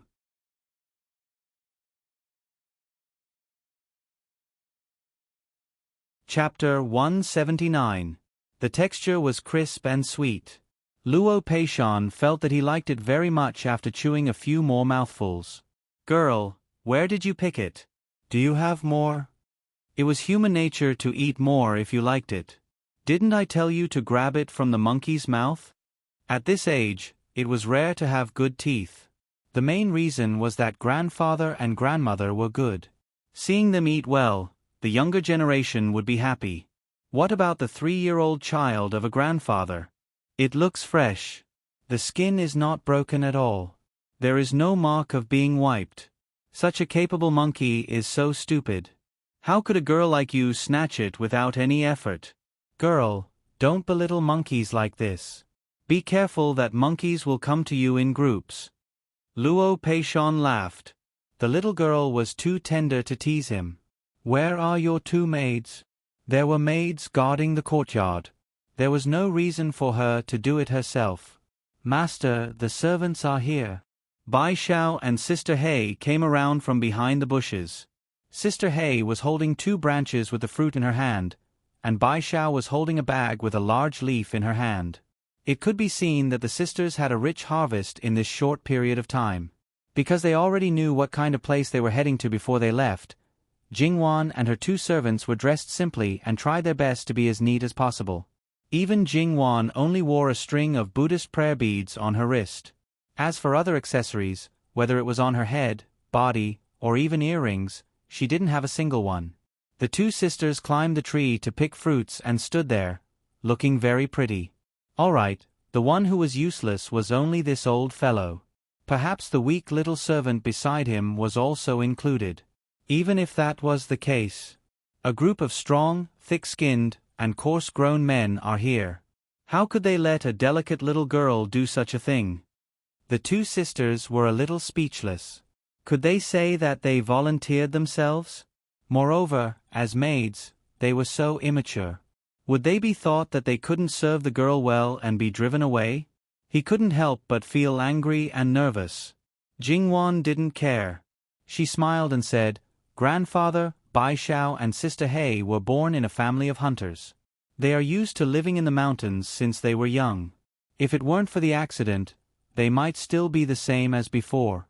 Climbing trees to fish for eggs, picking fruits, breaking firewood, setting traps all over the mountains and wilderness, drawing bows and arrows to hunt prey, catching fish and crabs in the water. These were all child's play, and they were exceptionally carefree and happy." Luo Peishan understood.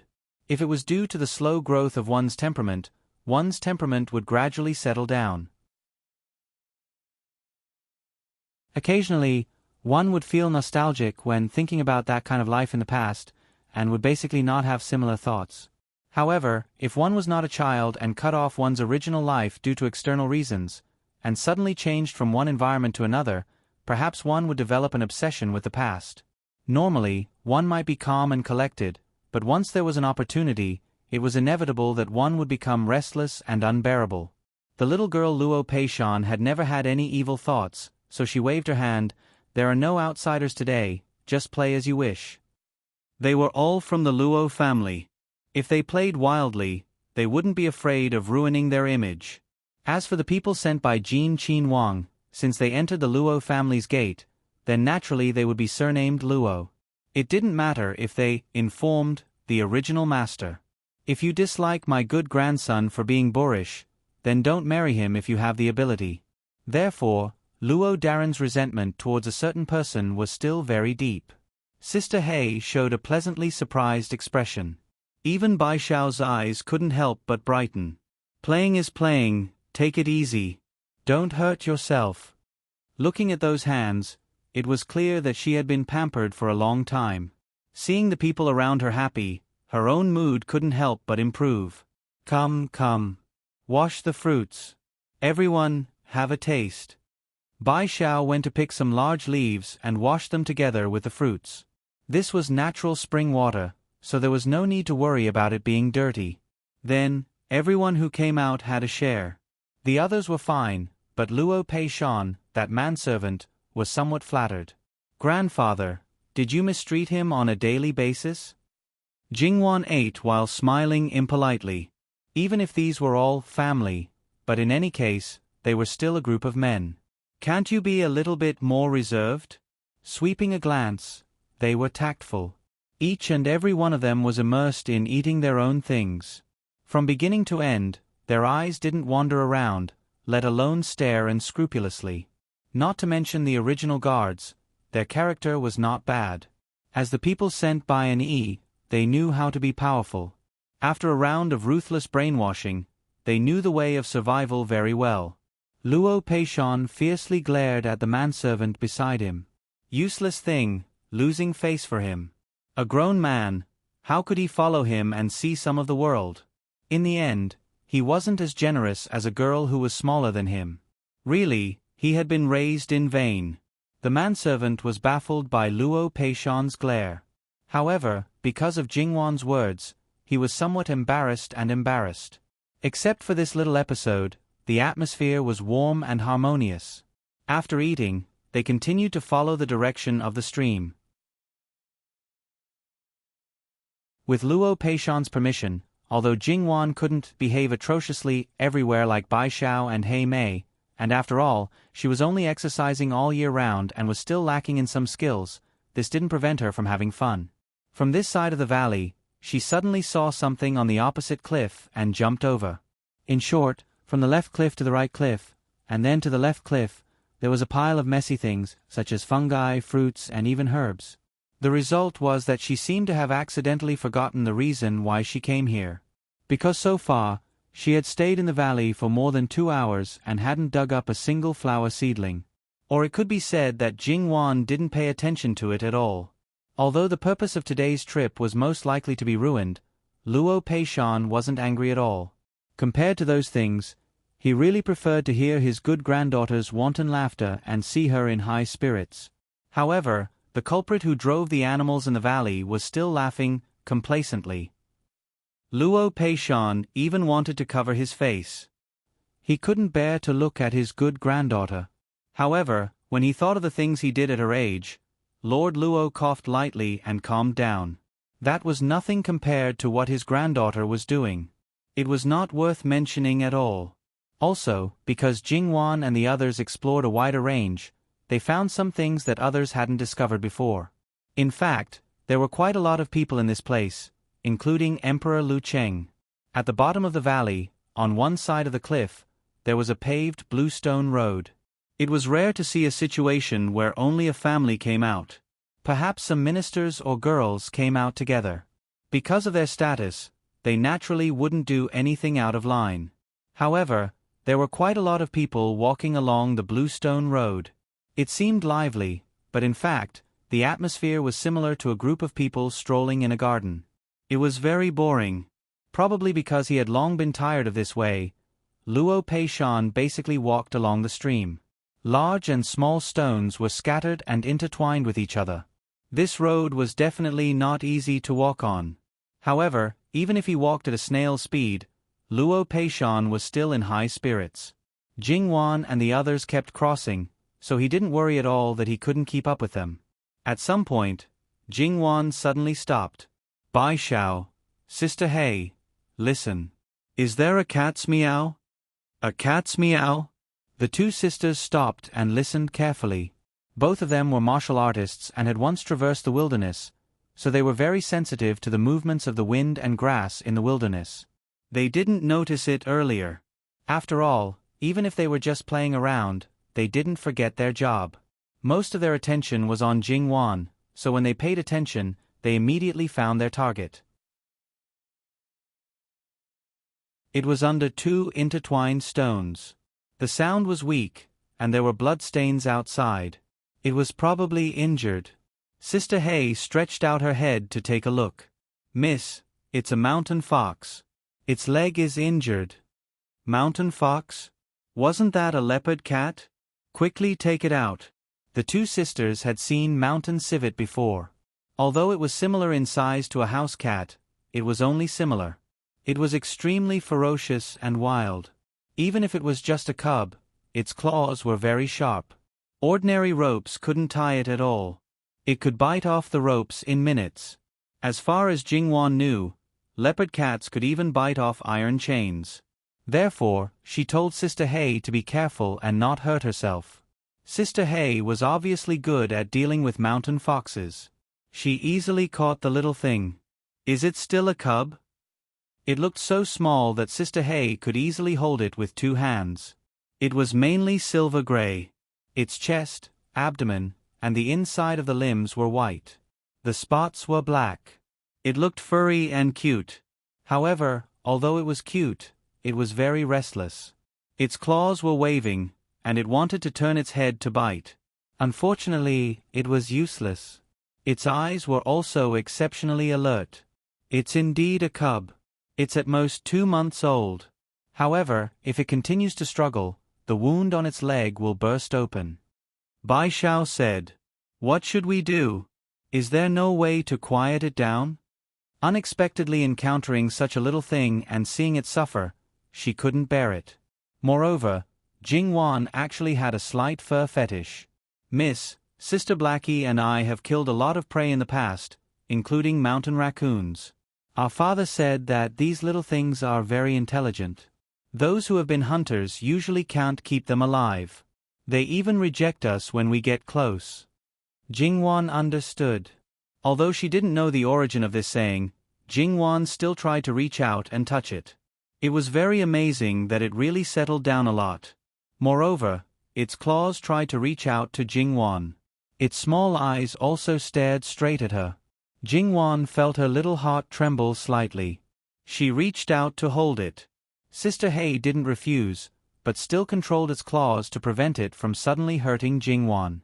Jingwan was careful not to touch its injured leg. She held it with one hand and pinched its ear with the other. Then, she moved her hand along its head and gently stroked its body. She even comforted it softly. It was really useful. "Bai Xiao, go get some medicine and bandage its leg." Because they were out in the wild, the corresponding things were naturally well prepared. Jingwan kept comforting it. Perhaps it felt her kindness. The vigilance in its eyes faded little by little, and even its sharp claws were retracted. Jingwan was very surprised and asked Sister Hei to let go. Then, except for the injured leg, the other 3 legs were retracted into Jingwan's arms. It looked quiet and harmless. "This mountain fox likes you very much." Jingwan smiled and her eyes curved. It was obvious that the little thing's dependence made Jingwan very happy. So happy. The sudden voice made Jingwan jump in surprise. But because of that familiar voice, Jingwan immediately turned her head. On the Bluestone Road less than 2 zhong away, there was a man dressed simply but still unbelievably handsome. His eyes were as bright as stars as he focused on Jingwan. "Wang Ye, why are you also here?" Li Hongyuan gently hooked his lips. "Because you are here." Even though she knew what kind of person he was, Jingwan's heartbeat still couldn't stop speeding up, and her face was somewhat hot. His sweet-talk skills were really maxed out. When he opened his mouth, it was so unbearable. However, this bastard he shouldn't be so flirtatious. Would it kill him to speak properly? He wouldn't die if he spoke properly, because Jin Qinhuang was just telling the truth. He was sincere. Because Jingwan was here, he came. Li Hongyuan took a few steps forward, crouched down at the edge of the Bluestone Road, and extended his hand to her. Jingwan hesitated for a moment before walking forward. The road was at the position of her chest. "Wang Ye, how about you wait a moment?" Li Hongyuan snatched the mountain fox from Jingwan's arms. That place was close to the position of Jingwan's chest. Speaking of which, he still had that honor, but a beast took the lead. Li Hongyuan grabbed it by the scruff of its neck and raised it in front of his eyes, looking at it with slightly narrowed eyes. The little thing first kicked around, and this time, all the fur on its body stood up. Its tail also stiffly stuck up, and it kept making threatening sounds. But in Jingwan's ears, it sounded somewhat pitiful. "Wang Ye, it's injured, you." Li Hongyuan raised his hand and threw it behind him. Jingwan was startled. Just when she thought that it would meet with misfortune, that small body was firmly caught by the guard behind. Jingwan obviously breathed a sigh of relief. Seeing that Jingwan cared so much about the beast, Li Hongyuan's heart was naturally unhappy. He actually wanted to directly slaughter that beast. Speaking of which, it was so ugly, there was no value in skinning it. But who let his wifey like it? "Come up." This time, Jingwan didn't refuse. She reached out and put it in his palm. It was still the same touch. It was reasonable to say that it was difficult for a lady from a respectable family to lift her foot and use it as leverage to climb up. It looked very crude, okay? Speaking of which, to get on a carriage, there were 2 ladders. But, as her fiancé, he didn't care, so what else could other people say? So, even if Luo Peishan happened to see it, he only chose to watch silently. No matter what this living king of hell did, you only need to watch and don't need to talk. He didn't do anything to his granddaughter, so, Jingwan just stood beside Li Hongyuan and went to look at the little fellow. Li Hongyuan's eyes were covered with hostility. Originally, he wanted to reach out his claws to Jingwan, but when he met her eyes, he suddenly shrank back. Jingwan was stunned. She was being despised just by turning around? Digression. https://www.bicken.com/11/11807/6653180. HTML. We will deal with it as soon as possible. After reporting, please wait patiently and refresh the page. Please remember the domain name of this book: www.bicken.com. Bikugu mobile reading website, bicken.com.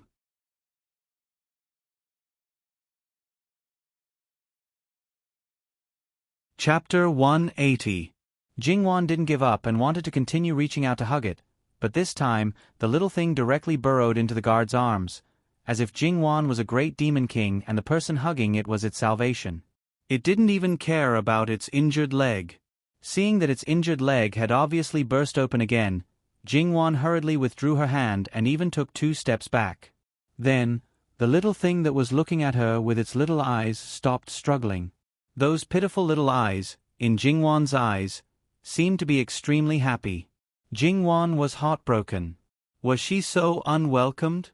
However, it was clearly fine before, so it definitely wasn't her fault. Thus, those slightly accusing eyes fell on the guard. It's all your fault. At this time, the gaze directed at the little thing fell on an E. An E complained incessantly in his heart and his body stiffened.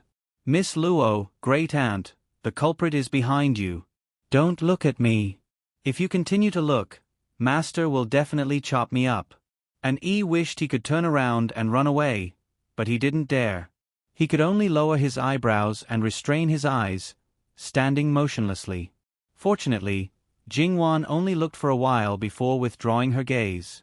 She looked at the little thing with a bit of reluctance, but didn't persist. She turned back and let Bai Xiao treat the little thing's wound. Li Hongyuan reached out and touched Jingwan's face. It's that little bastard who doesn't know what's good for him. Jingwan avoided his hand and secretly rolled her eyes at him. There were so many people. Even if you were a prince, you should follow the rules. Her grandfather was still watching from the side. Moreover, once this kind of matter was exposed, the one whose reputation would always be damaged would only be the woman. Even if this matter was not known to outsiders, she felt that this matter shouldn't be known to outsiders.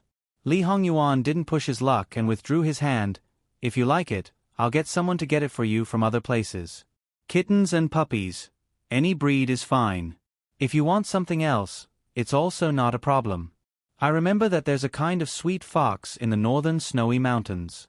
Its whole body is snow white and has a strange fragrance. If you want to raise a fierce one, tiger or leopard, Your Highness. Jingwan opened her mouth to interrupt him.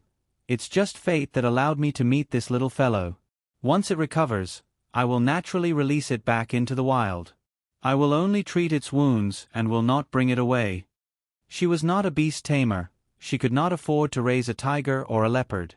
She was not a beast tamer. She could not afford to play with these big pets. Li Hongyuan understood what Jingwan meant.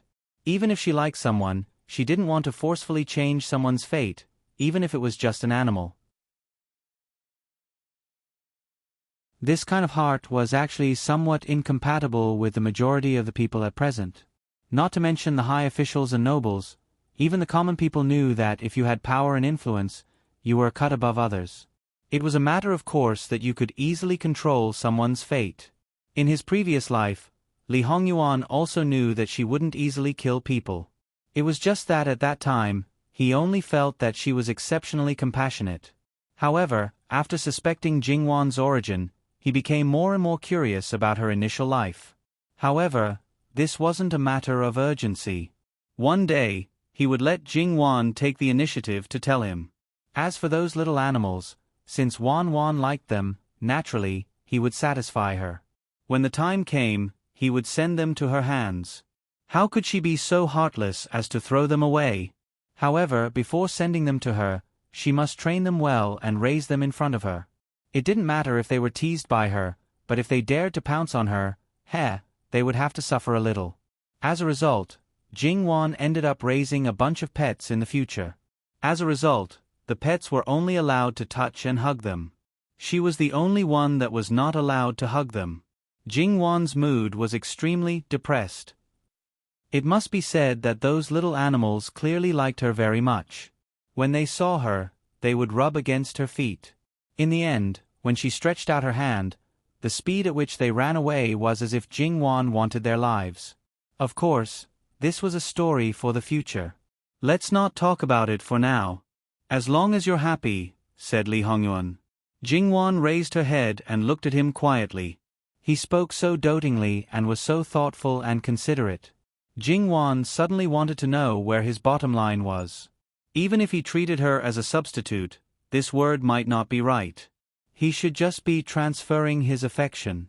Under the circumstances of not giving her his true feelings, why not enjoy it?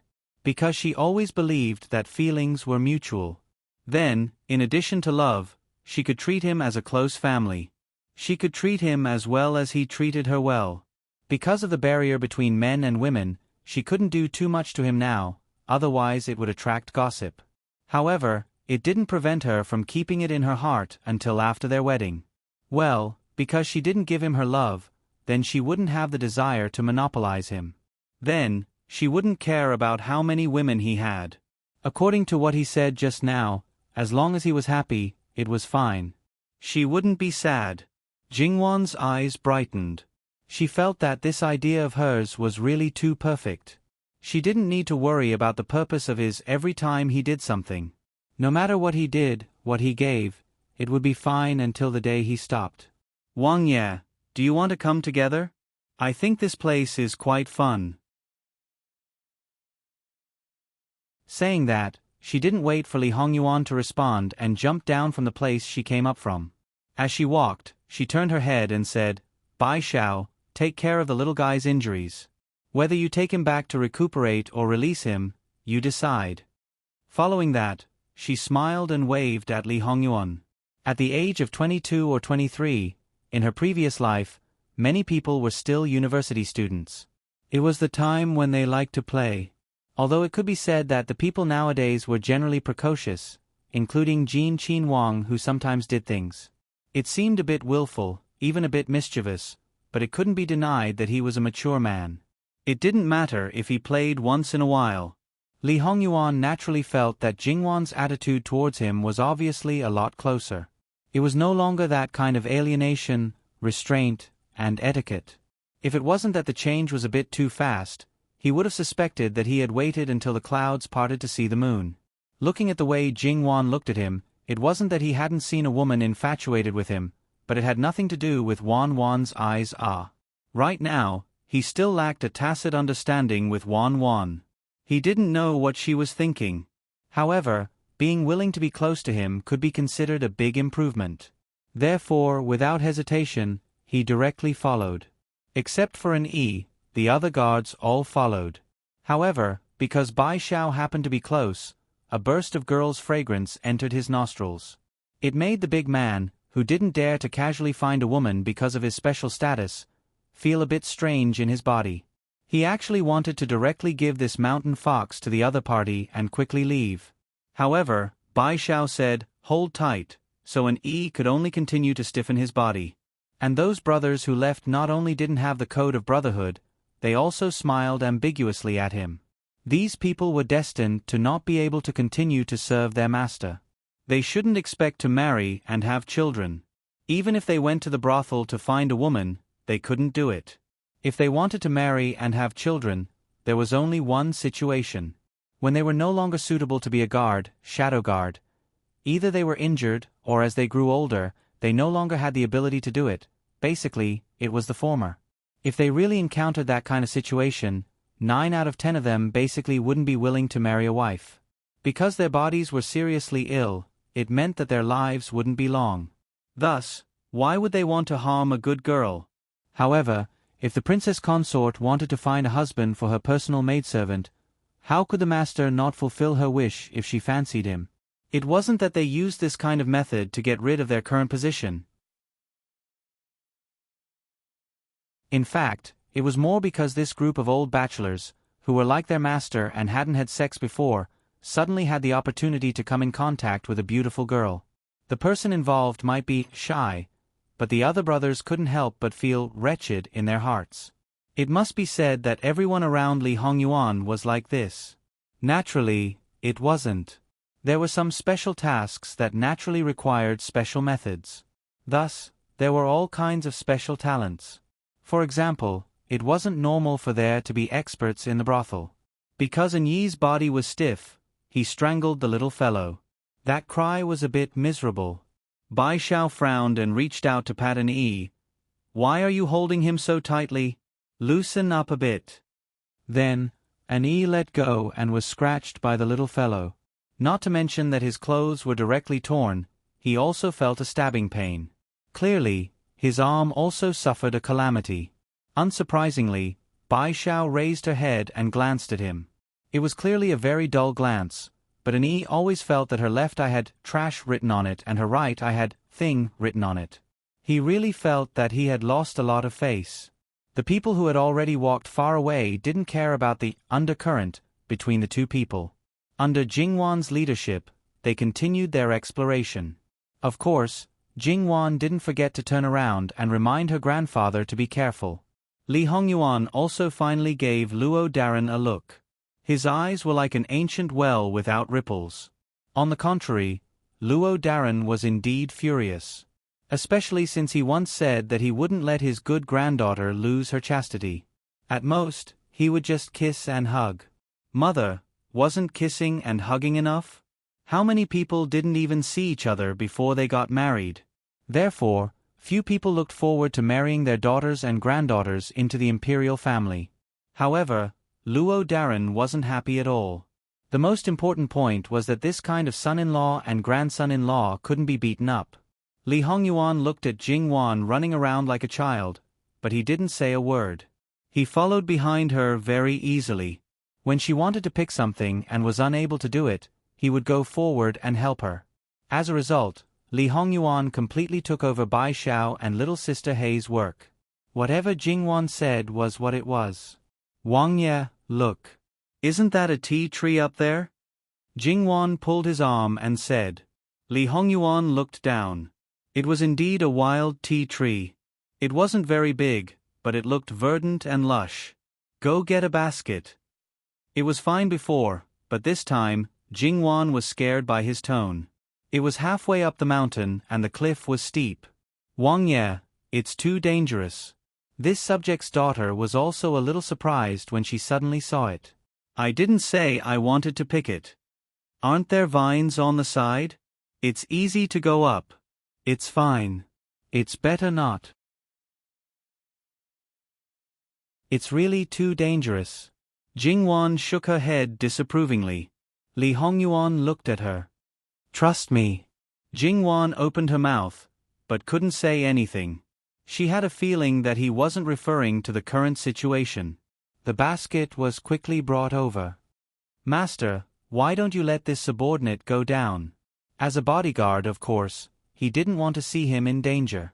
Li Hongyuan turned around and glanced at him indifferently. "Say this again when you know how to pick tea. https://www.bicken.com/11/11807/6653181. HTML. Please click here to report. Registration is not required.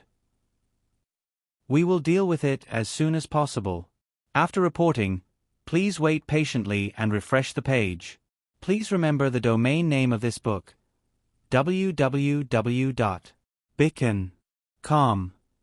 Bicken.com. Bicken.com Mobile Edition.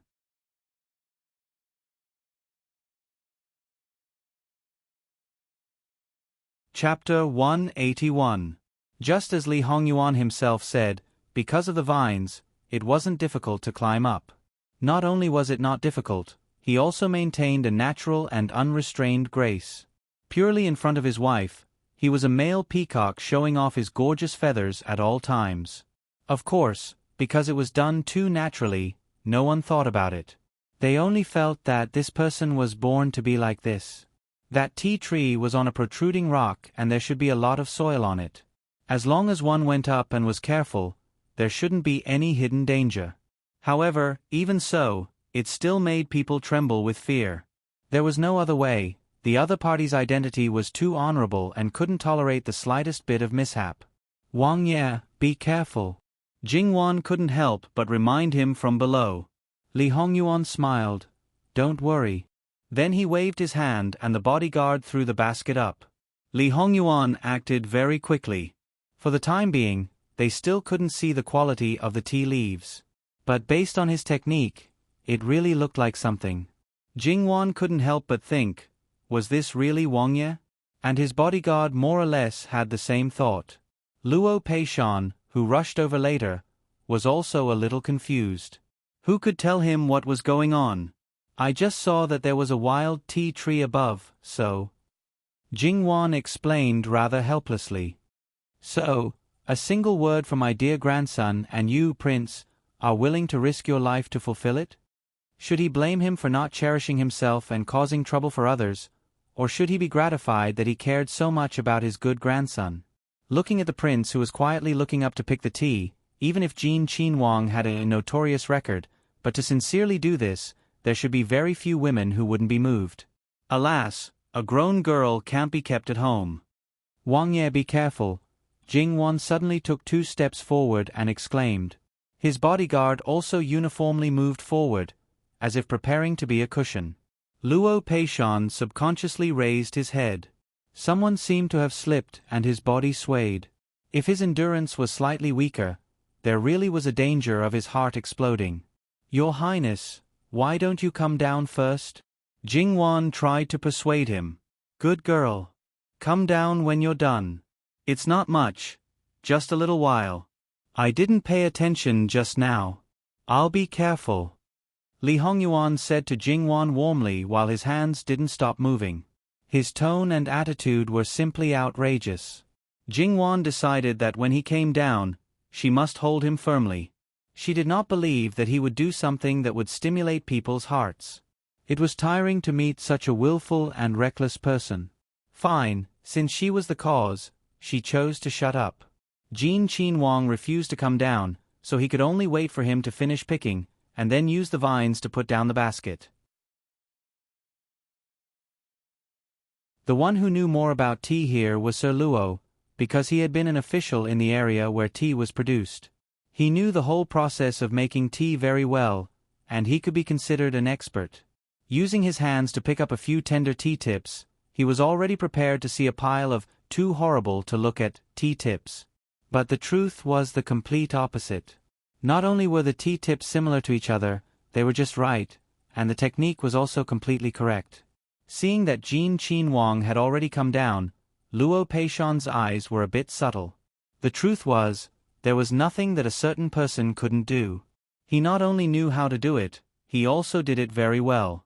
Therefore, when it came to pleasing the Luo family's third young lady, everyone else had to step aside. Seeing that Jin Qinhuang had safely landed, everyone breathed a sigh of relief. Your Highness, quickly go wash your hands. Jingwan said. Li Hongyuan naturally nodded his head in response. Then, Luo Peishan came back to his senses.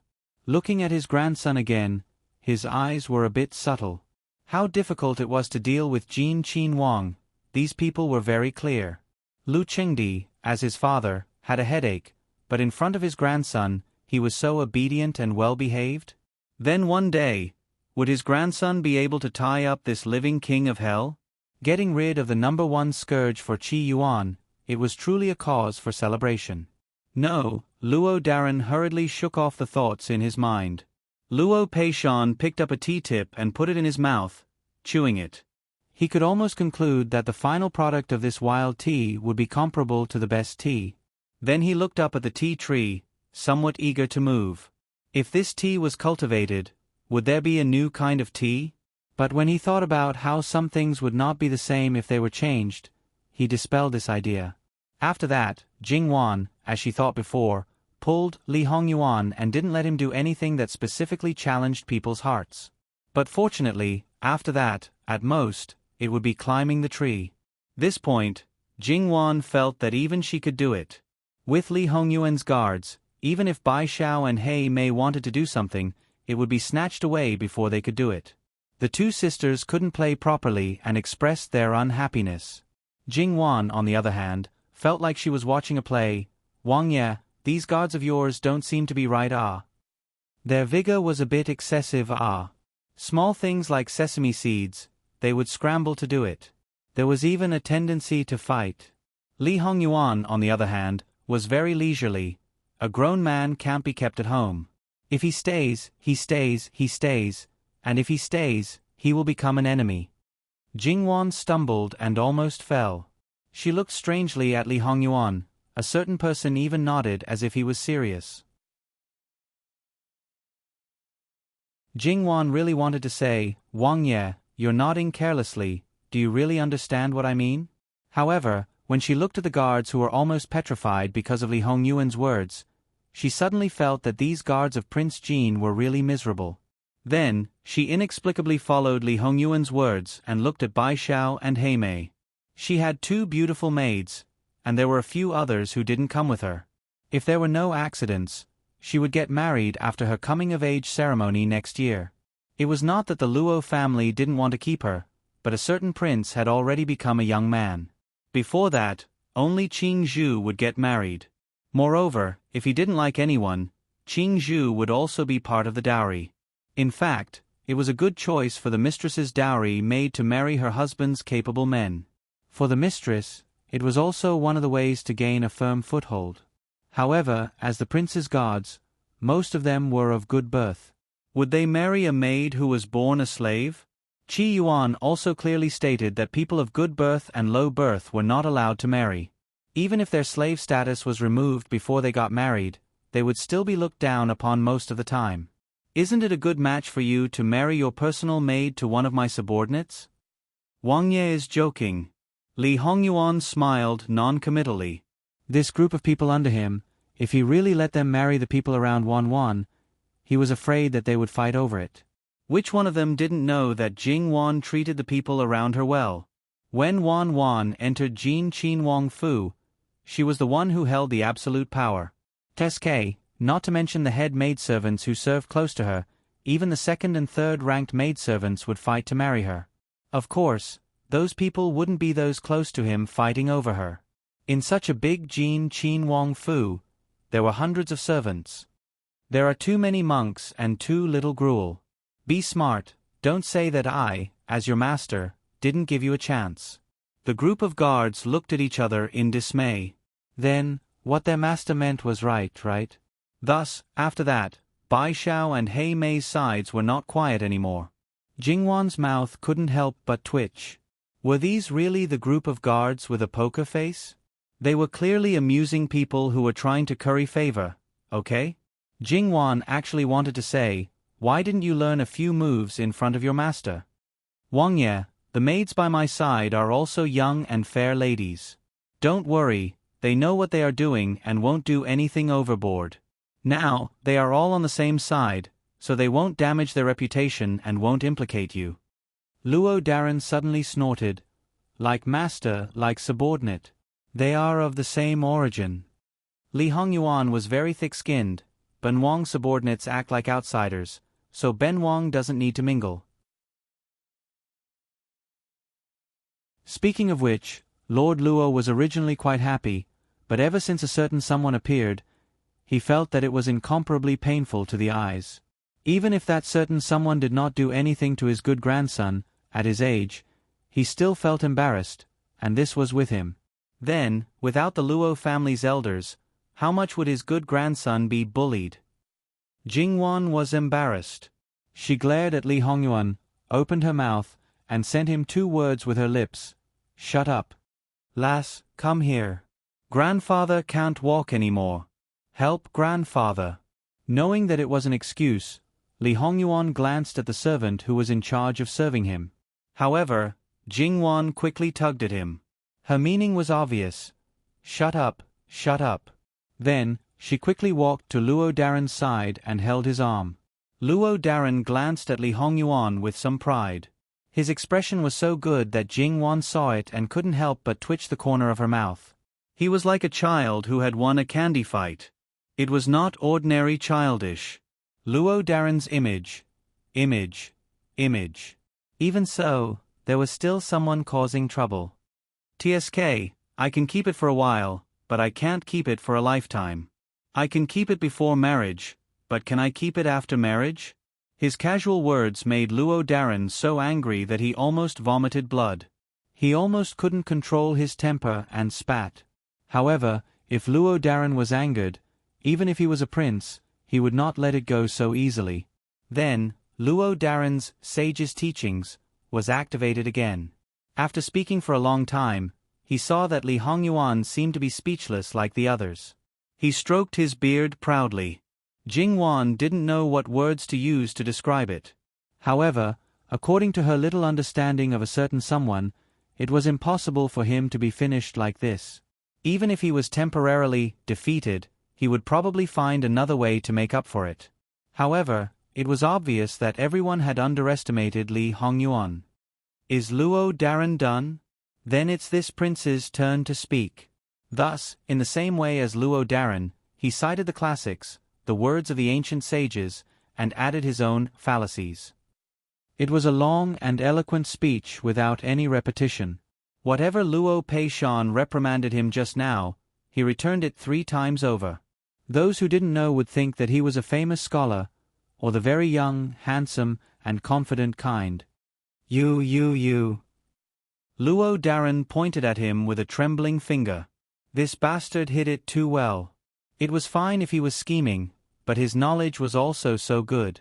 How could he let others live? Digression. https://www.bicken.com/11/11807/6653183. HTML chapter error. Click here to report. No registration required. We will deal with it as soon as possible. After reporting, please wait patiently and refresh the page. Please remember the domain name of this book: www.bicken.com. Bicken. Com mobile version reading website. Bicken.com.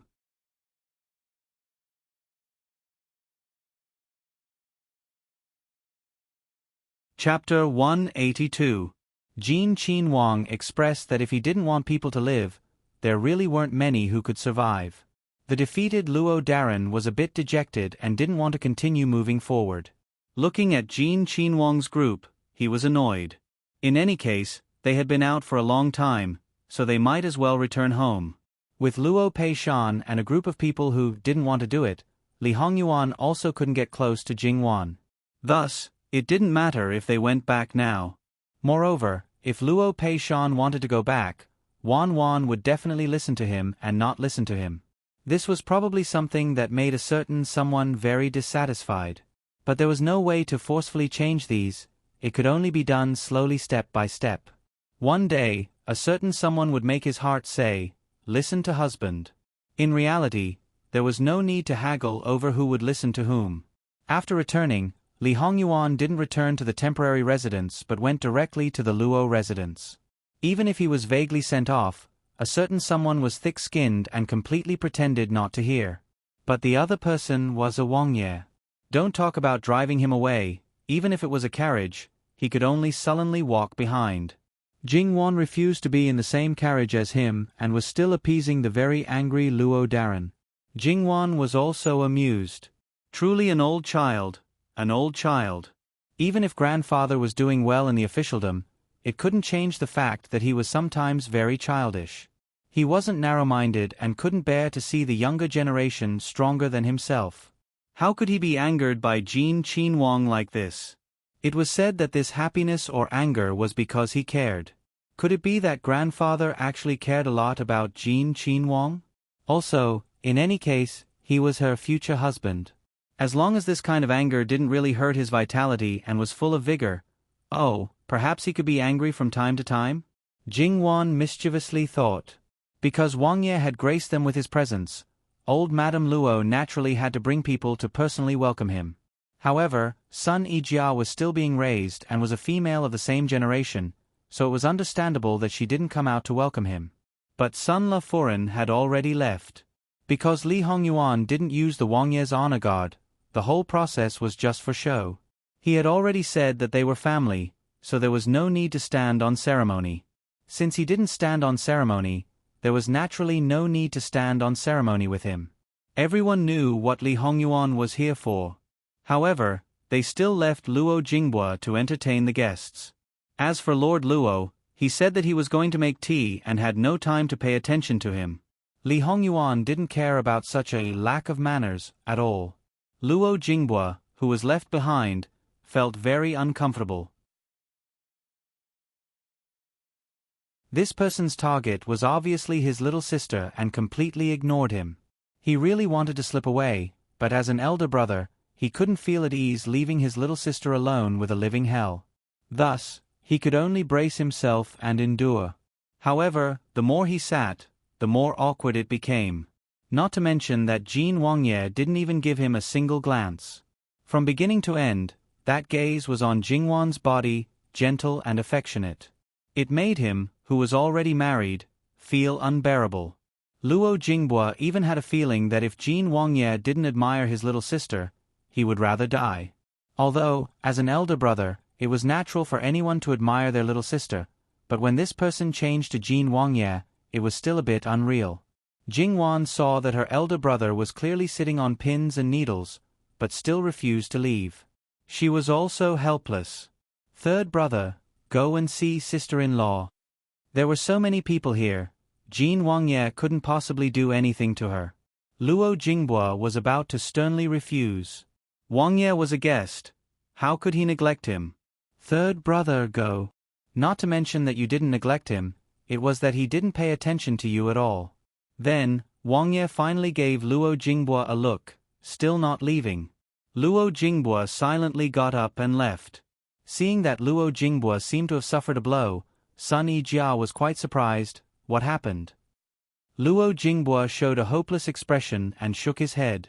Sun Yijia raised an eyebrow. Jin Wangye already left? No. Sun Yijia's eyes turned, at Wan Mimi's place. Luo Jinghua glanced at her and didn't say anything. However, Sun Yijia understood his gaze. Don't ask, don't want to say. If he didn't want to say, then all the more she had to ask. She was bored right now. Her brows wrinkled, showing a worried expression. Could it be that something happened? Of course it's nothing, what could happen? But Jinghua, it's clearly written on your face that something happened. If you don't say, wouldn't it make me more worried? She was currently avoiding worrying, anxious, angry and other emotions that would harm her body. Don't think too much, I'll tell you. Sun Yijia immediately showed a bright and beautiful smile. How could Luo Jinghua not understand? She was sure that he would do whatever she wanted. You are. He was completely at his wits' end now, but there was one more person. Actually, it's really nothing. Luo Jinghua just told her about his future brother-in-law's attitude towards his younger sister. He only stated it from an objective point of view. There was no emotion at all. After Sun Yijia finished listening, she was silent for a moment, then suddenly laughed. Isn't that a good thing? In the past, when Jin Wangye doted on someone, it would always cause an uproar. But now, even if he gets close to Wan Mimi, it's in private. Those who know are his own people, so he doesn't have to worry about ruining Wan Mimi's reputation. Wan Mimi is married and will be the Zhengfei. To be able to obtain Jin Wangye's affection, it's naturally far better than his indifference and even disgust. You're right. I just can't stand that feeling of being completely unnecessary. Sun Yijia looked at him teasingly. If you can't stand it, why didn't you leave earlier? You're still worried that Wan Mimi will be bullied? This is the Luo family's temporary residence, and there are so many people serving here. So, you're asking for it. Luo Jinghua was speechless. Wasn't he asking for it? He clearly knew that he wasn't welcome, yet he insisted on being a hindrance. Didn't he see that his grandfather, the head of the family, had already slipped away? No matter what, he didn't have the qualifications to entertain the Wangye. Now that he thought about it, his grandfather wanted him to stay. It wasn't to let him entertain guests at all, but more to cause trouble for Jean Wangye. Grandfather Darren, you clearly know that it's a pit that you don't want to step into, but you shouldn't push your own grandson inside. In the end, Li Hongyuan wouldn't let Jingwan lose face in front of the servants. So, even if his heart was extremely eager, his words and actions always restrained themselves and abided by etiquette. Sometimes, he still felt that the days were passing too slowly. Thus, after the meal in the Luo family, Li Hongyuan returned to his own residence. That's right, he didn't live in the temporary residence. Among the princes, only he had his own courtyard in the temporary residence and his own residence outside the temporary residence. These two places were naturally properly taken care of. Outside the gate of the residence, there was a carriage parked. Although there was no sign, but the subordinates still recognized it at a glance. It was the Ruan family's carriage. Li Hongyuan heard this from inside the carriage, but his eyelids didn't even lift. There was no need for him to say it. The subordinates already knew what to do. After all, this was the Wangye's residence. It wasn't a place where any random cat or dog could stay. Just as they were about to drive them away, the person in the carriage had already come down and walked straight towards Li Hongyuan's carriage. Obviously, it was a woman wearing a veil, but she carried a baleful aura that made Li Hongyuan's bodyguards somewhat fearful. They looked at each other in dismay. This Ruan family's woman wasn't crazy, but instead, she was like a malicious spirit preparing for revenge. Should it be said that she was worthy of being a woman who dared to fearlessly like the person that others avoided? However, when strength and courage matched, it was called arrogance. Having courage without matching strength was called foolishness. Logically speaking, when a minister with great power clashed with a powerless prince, the prince would usually be the one to retreat. However, this rule didn't apply to Li Hongyuan. When Ruan Fengfei was still one zhang away from the carriage, she was stopped by a bodyguard. "Miss, please leave quickly." Ruan Fengfei, however, had a cold look. She didn't care and forced her way forward. The bodyguard directly pulled out a knife and placed it on her neck. It was slightly painful. She didn't need to touch it to know that there was definitely blood. It was obvious that if she dared to take another step forward, she would die on the spot.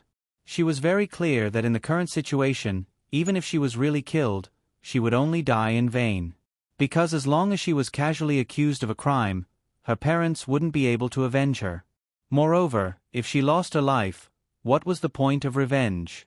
Today, she just wanted to confirm one thing, not to throw away her life. She wanted to live, and live well. However, her heart, which had long been eroded by evil spirits, no longer had the slightest concealment. "Li Hongyuan, how dare you?" The knife unrestrainedly went down a bit. However, she didn't have the same confidence as before when facing Li Hongyuan. She hated him so much that her teeth chattered. This subject only has one thing that she doesn't understand and wants to ask Prince. As long as Prince gives this subject an answer, this subject will immediately leave. After a long while, a voice finally came out from the carriage. There was only one word: scram. Ruan Fengfei clenched her fists. One must know that the injury on her palm hadn't healed yet, but she didn't seem to feel any pain. If this subject doesn't get an answer, I won't die in peace. Li Hongyuan finally showed mercy and came out of the carriage. He looked at her condescendingly without the slightest emotion, as if he was looking at an insignificant insect. "Whether you die or not, what does it have to do with this prince?" Although she had long realized that she had no place in his heart, when he said these words, her heart still hurt to the extreme, as well as the hatred that went deep into her heart. Although her love for Li Hongyuan might not be pure, it couldn't be denied that he was the only man who moved her heart. Since he was the only one, it was naturally engraved in her heart. Looking at that incomparably handsome face, that cold aura, just looking at it seemed to make one's heart beat faster. This man was dissolute and fond of beauty, but in fact, he wasn't a warm person. Under normal circumstances, he was very cold to people, even to the point of being taciturn. She originally thought that he would be like this for the rest of his life. Even if there was a change, it would be her who made him change. However, she saw that he was like an ordinary man who was gentle to the woman he admired, but that person wasn't her, not her. Ruan Fengfei suddenly laughed sinisterly. This subject's daughter won't die in peace. I'm afraid that I will become a malicious spirit, and then pester a slut named Luo Jing one day and night. Ruan Fengfei swallowed back the words she was about to say. This was because Li Hongyuan had suddenly gotten off the carriage and rushed forward to grab her by the neck. He did not show any mercy at all. The only part of her face that was exposed to the outside instantly turned red. The color of blood slowly faded and turned a little purple. Her hand wanted to pry his hand away, but it was tightly clamped by his guard, unable to move. The shadow of death had never been so close to her. She suddenly regretted it. Against this man, she had no chance of winning, so why did she come looking for him? Wasn't it a question that was like a fishbone in her throat? Could it be more important than her life? The sound of horse hooves was abnormally hurried. Your Highness, please be merciful. The old and young couple almost crawled out of the carriage. With Li Hongyuan's guard stopping them, they could only kneel on the ground and kowtow several meters away. Li Hongyuan used a little more strength. Do you think that if you die, you will have the chance to become a ghost? Even if you have that ability, after dying once, this prince naturally has a way to make you die a second time, and die very thoroughly. Ruan Fengfei couldn't say anything for a while. She just stared fixedly at Li Hongyuan, her mouth opening and closing, letting out an inaudible low and hoarse voice. You have been using me to get rid of your fiancés? So what? If you didn't have this little bit of value, based on your buzzing around this prince like a bedbug, would this prince let you live until now? Just for that woman from the Luo family? Li Hongyuan, how dare you, how dare you? Ruan Fengfei's eyes were red, and her voice was hoarse and unpleasant to the ears. Because she was shouting with all her strength, she felt a burning pain. Li Hongyuan paused for a moment, and his eyes were filled with hostility. You're not that stupid. Ruan Fengfei shivered. No matter how powerful a ghost was, it was still a ghost. How could it be compared to the king of hell? Stop joking. However, he admitted it. He admitted it was all for that woman. Who was he lying to? This matter started a few years ago. At that time, they didn't have any interactions at all. That slut was not even 10 years old. If you don't like those women, just say it. If you don't want to marry them, just say it. In order to provoke me, you go along with my words. Why didn't you listen to me? Ruan Fengfei was still so self-righteous. Li Hongyuan moved closer. This prince is telling you, this prince won't take your life so easily. Everything is just the beginning. But you, don't commit suicide because you can't bear it. He threw Ruan Fengfei away and stretched out his hand. Eunuch Mu, who had been waiting respectfully at the side, hurriedly handed him a brocade handkerchief. Li Hongyuan carefully wiped his hand and then threw it away. It happened to fall on Ruan Fengfei, who was lying on the ground.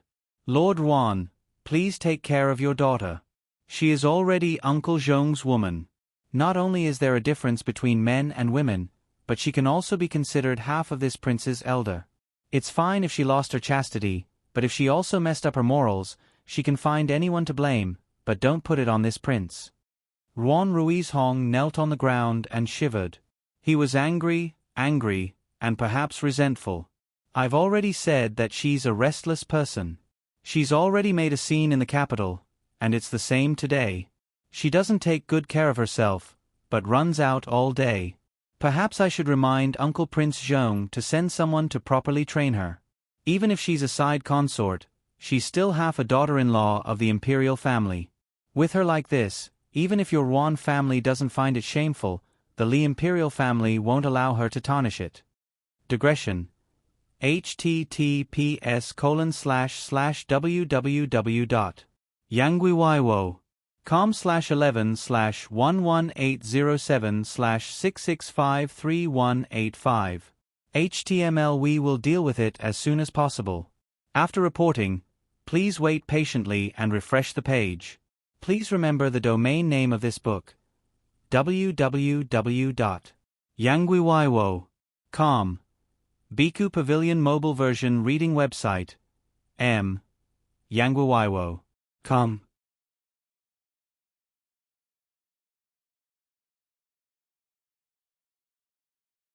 Chapter 183. Li Hongyuan flicked his sleeves and entered the door. The door closed with a bang. Then, his carriage was also taken away. Madame Ruan quickly went forward and helped Ruan Fengfei up. However, someone was cruel and unscrupulous. She directly slapped her mother's hand away and struggled to get up.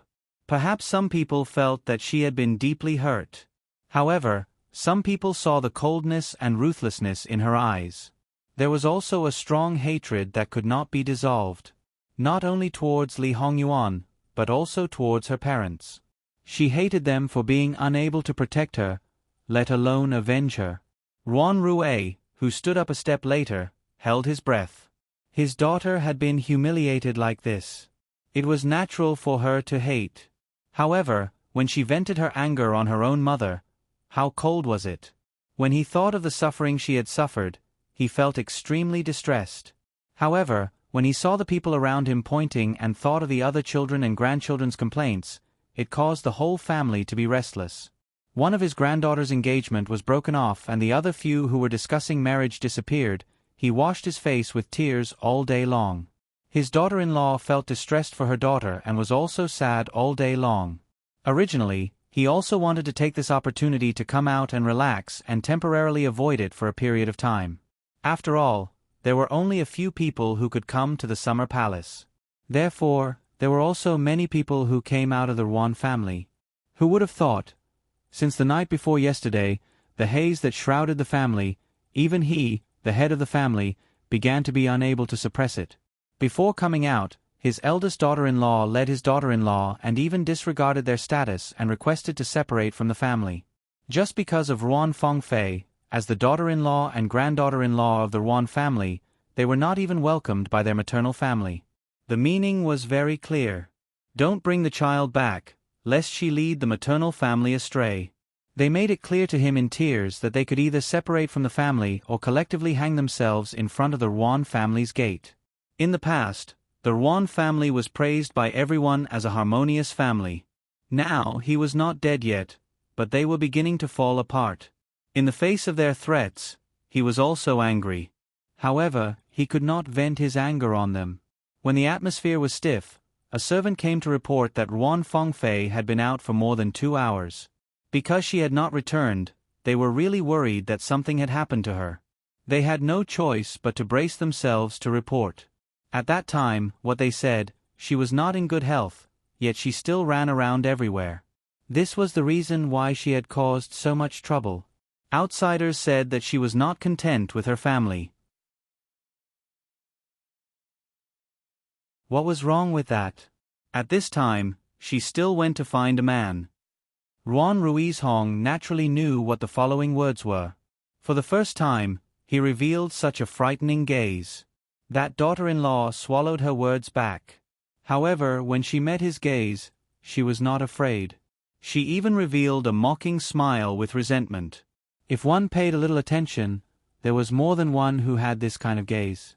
For the first time, he realized that in this family, perhaps it was not as harmonious as he thought.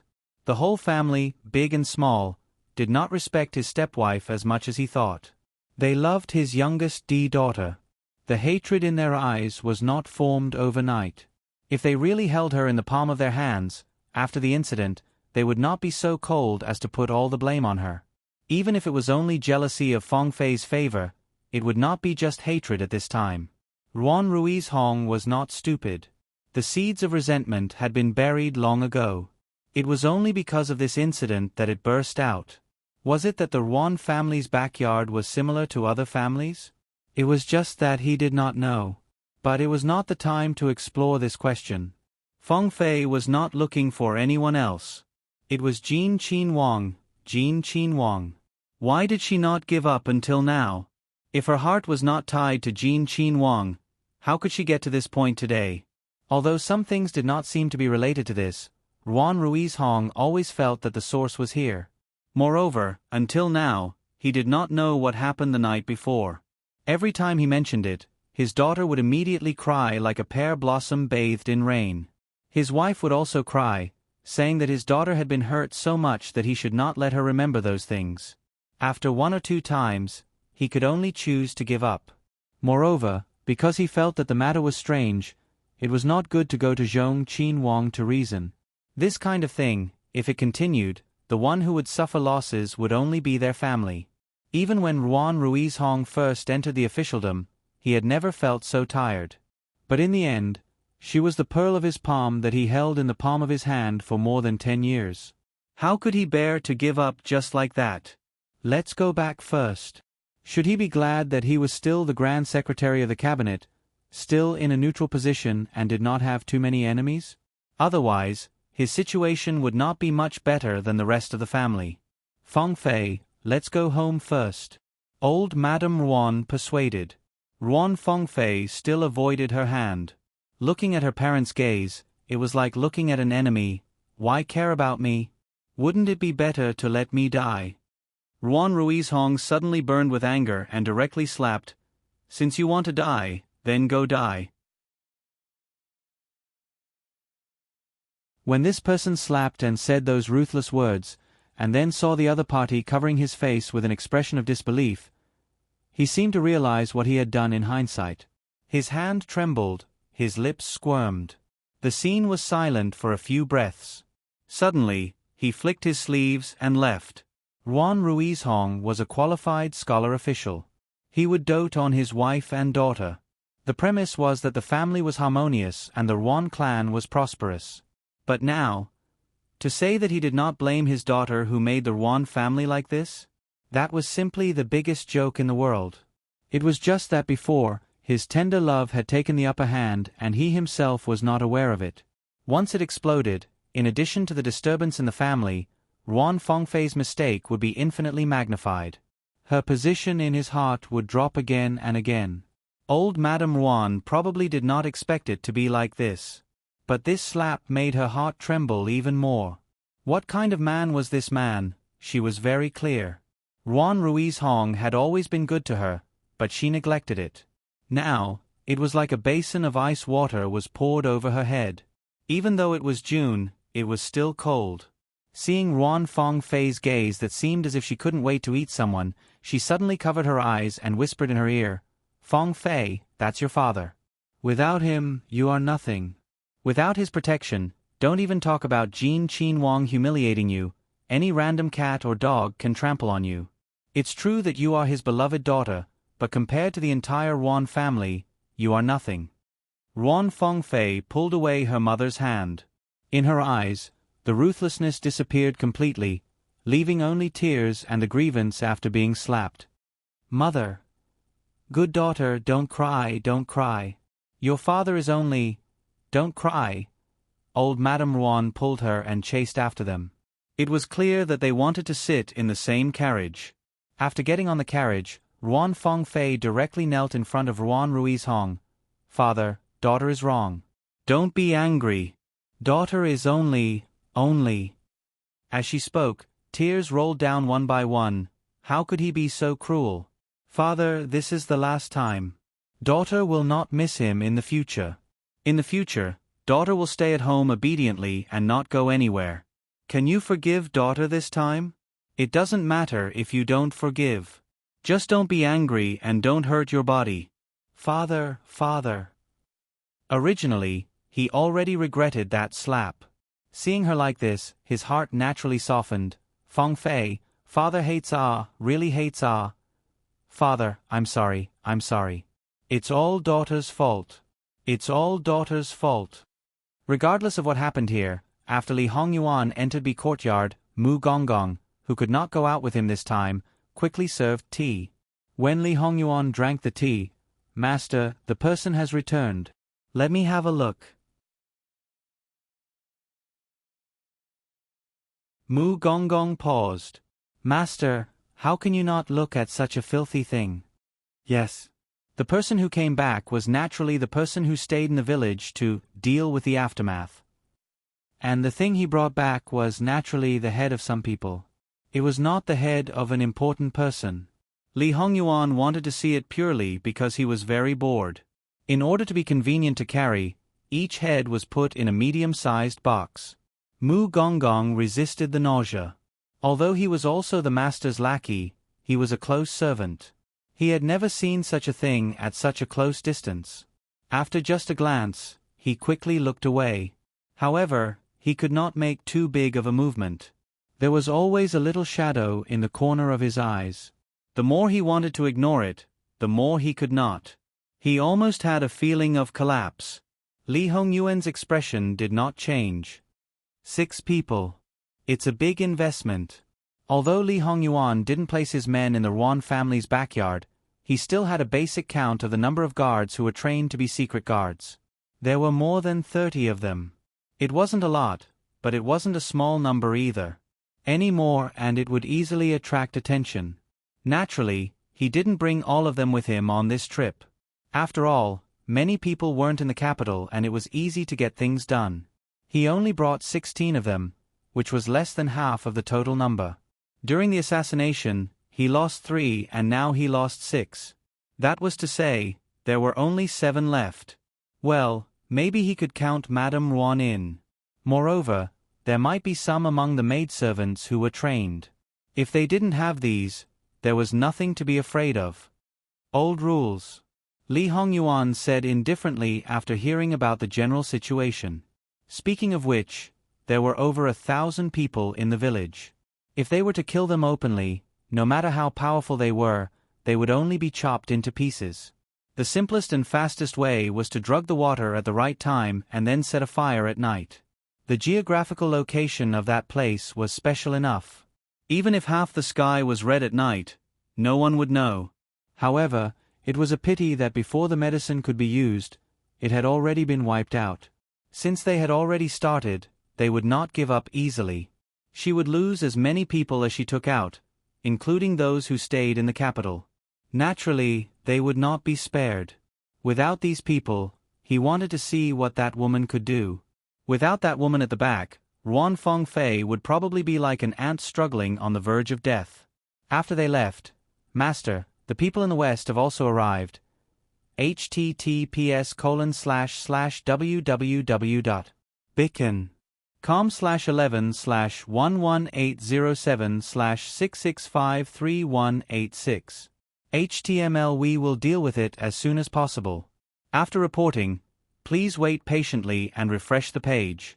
Please remember the domain name of this book. www.bicken.com. Bicken.com. Bicken.com Mobile Edition.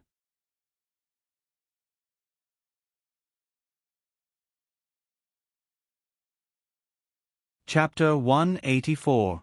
With Li Hongyuan's order, the man was quickly brought over. The man who was tied behind his back was blindfolded. He had probably been washed before, so his clothes were clean and tidy. Although he did not take good care of himself, even without looking at his eyes, it was obvious that he was a little dispirited. However, it could still be seen that Zhang Xiang was handsome. Even though he was thin, there was a hint of strength in him. His leg was kicked, and he knelt on the ground with a thud. The man did not resist. Instead, he felt a sense of relief as if he had finally met his target. He was caught for no reason, and then it could be said that he did not know whether it was day or night. It could be said that the horse did not stop all the way.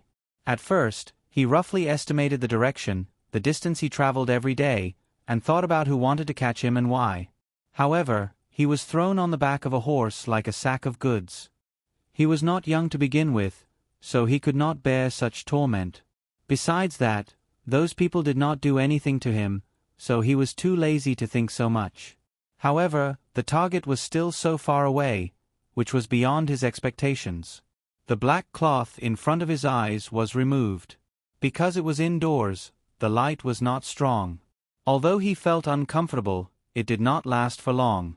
Then, he finally saw the man sitting on the main seat a few steps away. Then, he was stunned. Although he was sitting casually, he reflected his grace and nobility from head to toe. He seemed to be emotionless, but he had a dignified aura. Even if he was only dressed in linen, no one would think that he was an ordinary person. However, what really made the man stunned was not this, but that face. He thought that he had forgotten it, but when he saw that similar face, he realized that not only did he not forget it, but it was more like an indelible mark was carved by a knife day after day. Hua hua, hua hua. After being stunned, the man seemed to have broken down. He repeated this name repeatedly, and tears fell like rain. The more he cried, the fiercer he became. He even looked like he was about to burst into tears. His body could not support it, so he bent down and pressed his forehead against the ground. Li Hongyuan narrowed his eyes slightly. It seemed that his previous guess was wrong. He knew that Momo was his birth mother's nickname. This nickname was usually used by people who were very close to each other, such as elders to juniors or between husband and wife. This man's reaction didn't seem like a blood relative. Although he had never heard anyone say it, Li Hongyuan knew that his appearance was more like his birth mother's. However, ever since he had grown up and gotten rid of his androgynous appearance, no one had ever said that he looked like a woman. His face was not feminine at all. It was a novel experience to hear someone shout a woman's name at him. However, it was a little annoying to hear a man howling like this. Li Hongyuan waved his hand, and the man was carried out. Not long after, he was brought back. He had stopped crying, but from his chest up, everything was wet. It was obvious what had happened to him just now. He was forced to kneel on the ground again, but he couldn't help but stare at Li Hongyuan in a daze. Those who didn't know would think that this man was fond of Nan Feng and dared to have designs on Jin Qinhuang. Ha! Li Hongyuan chuckled. The man woke up as if he was struck by lightning. This person was obviously still the same person. Even his sitting posture hadn't changed, but the feeling that he gave people was different. The power that made people unable to breathe, the thing that was similar to his memory, was smashed to pieces. Terrifying, shocking, it made people tremble in fear. Li Hongyuan gently tapped on the armrest of the chair. It seems that you're awake. The man's heart was complicated. His lips moved, as if he wanted to say something, but not a word came out. You should know who Ben Wong is. If he really cared about his birth mother, there was no reason not to know her son. 6th Imperial Son, Qin Wang, title Jin. The man slowly spat out 9 words. Li Hongyuan nodded. Then, tell me who you are. Wang Ye did not hesitate to invite this commoner from thousands of miles away. But you don't know who this commoner is? The man suppressed all the emotions in his eyes and became calm, with a, "Who are you trying to deceive?" look. Li Hongyuan's mood at this time could be considered good and didn't do anything. Not only that, he appeared particularly honest. I really don't know. I thought it was someone from the Pei family. With Li Hongyuan's change of face, the man really couldn't figure out his true temperament in a short time. However, he didn't know what he was thinking. This commoner's surname is Min, given name Yu Han, the present Imperial Gue Fei's ex-fiancé. Full of malice. As if they heard something incredible, some of the people listening had numb expressions.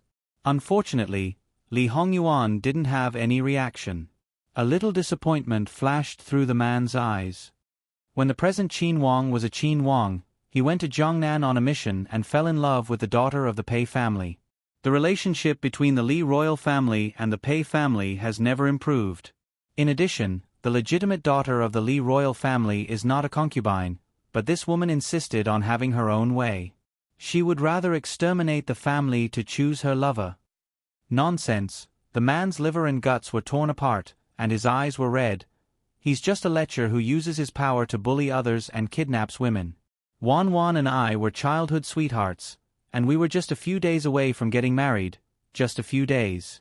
That despicable and shameless villain used the Pei family and the Min family to blackmail her. Wan Wan was kind and couldn't bear to see the two families suffer, so she gave herself up and gave herself to that villain. She was clearly the legitimate daughter of a noble family and couldn't be more honorable, but she had the reputation of being exterminated from the family. Then, without a name or surname, she entered the capital alone and entered that cannibalistic place. Don't listen to Min Yuhan's mournful words. In fact, Li Hongyuan didn't feel anything. Not to mention that when he was born, his mother was already dead, so he didn't have any feelings. Even if his old man kidnapped someone, he didn't feel that it was wrong. If it was him or Wan Wan, it would be best if they could achieve their goal peacefully. If they couldn't, not to mention the two families, he would destroy the whole world. From this point of view, he was definitely Lu Chengdi's seed, and the student was even better than the master. However, he wouldn't change the identity of Wan Wan like his old man. No matter how high Wan Wan's birth was, he would let people know clearly who he was holding in the palm of his hand. Of course, he was completely different from his old man. Wan Wan was also the same with his mother. There was no comparison. It is indeed a cannibalistic place, but didn't she die in a few years? Hearing him speak so coldly, as if he was talking about an unrelated person, the anger and hatred seemed to materialize. You caused her death, but you don't feel guilty at all. You are indeed the one with the surname Li. You are rotten to the core. Li Hongyuan didn't take it seriously.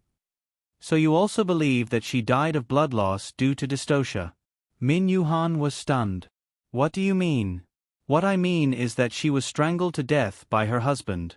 After she died, this prince was cut out from her stomach by her husband. Don't talk about her glory when she was alive. After she died, there was a big cut on her body. Isn't it very pitiful? Li Hongyuan said with a casual smile and malice towards Min Yuhan. Min Yuhan widened her eyes in disbelief, but she didn't doubt Li Hongyuan's words. Her heart was about to explode. Why? Since he tried so hard to get her, why didn't he cherish her? Why didn't he dote on her and protect her? Why did he kill her with his own hands? Why? He originally thought that at least she was living a good life. Then, even if he was in heart-wrenching pain, he would at least have a little peace of mind. She didn't have a noble status, but she was already an imperial noble consort. After she passed away, her son was greatly favored. He thought that these were all evidence of her good, but it turned out that... Why? It's probably because of you. Min Yuhan felt as if he had been struck by lightning. Lu Chengdi snatched her, so he naturally knew of your existence. And according to what you said, you were in love with each other. Do you think that Lu Chengdi didn't have any grudges in his heart? The harem is a place where there are a lot of disturbances. Once you are caught, you will most likely lose your life. In her previous life, she heard from Imperial Consort Su that it seemed that something that shouldn't have appeared by his mother's side had caused his father to be especially suspicious.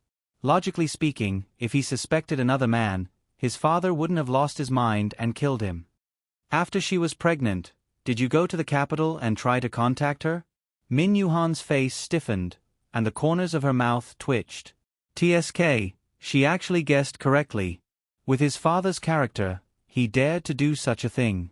Was he courting death, or was he courting death? I didn't want to see her, and she didn't want to see me.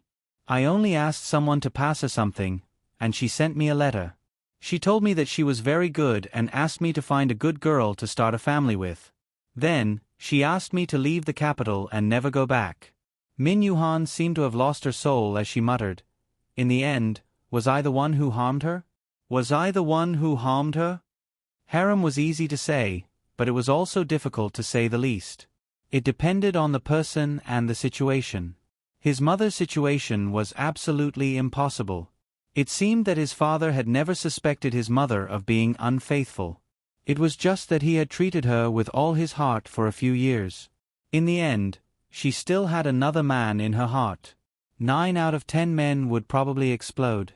It was very common for someone to fan the flames and do something irrational in a moment of impulse. https://www.beacon.com/11/11807/6653187. HTML. We will deal with it as soon as possible. After reporting, please wait patiently and refresh the page. Please remember the domain name of this book: www.bicken.com. Bicken. Bicken. Mobile Edition.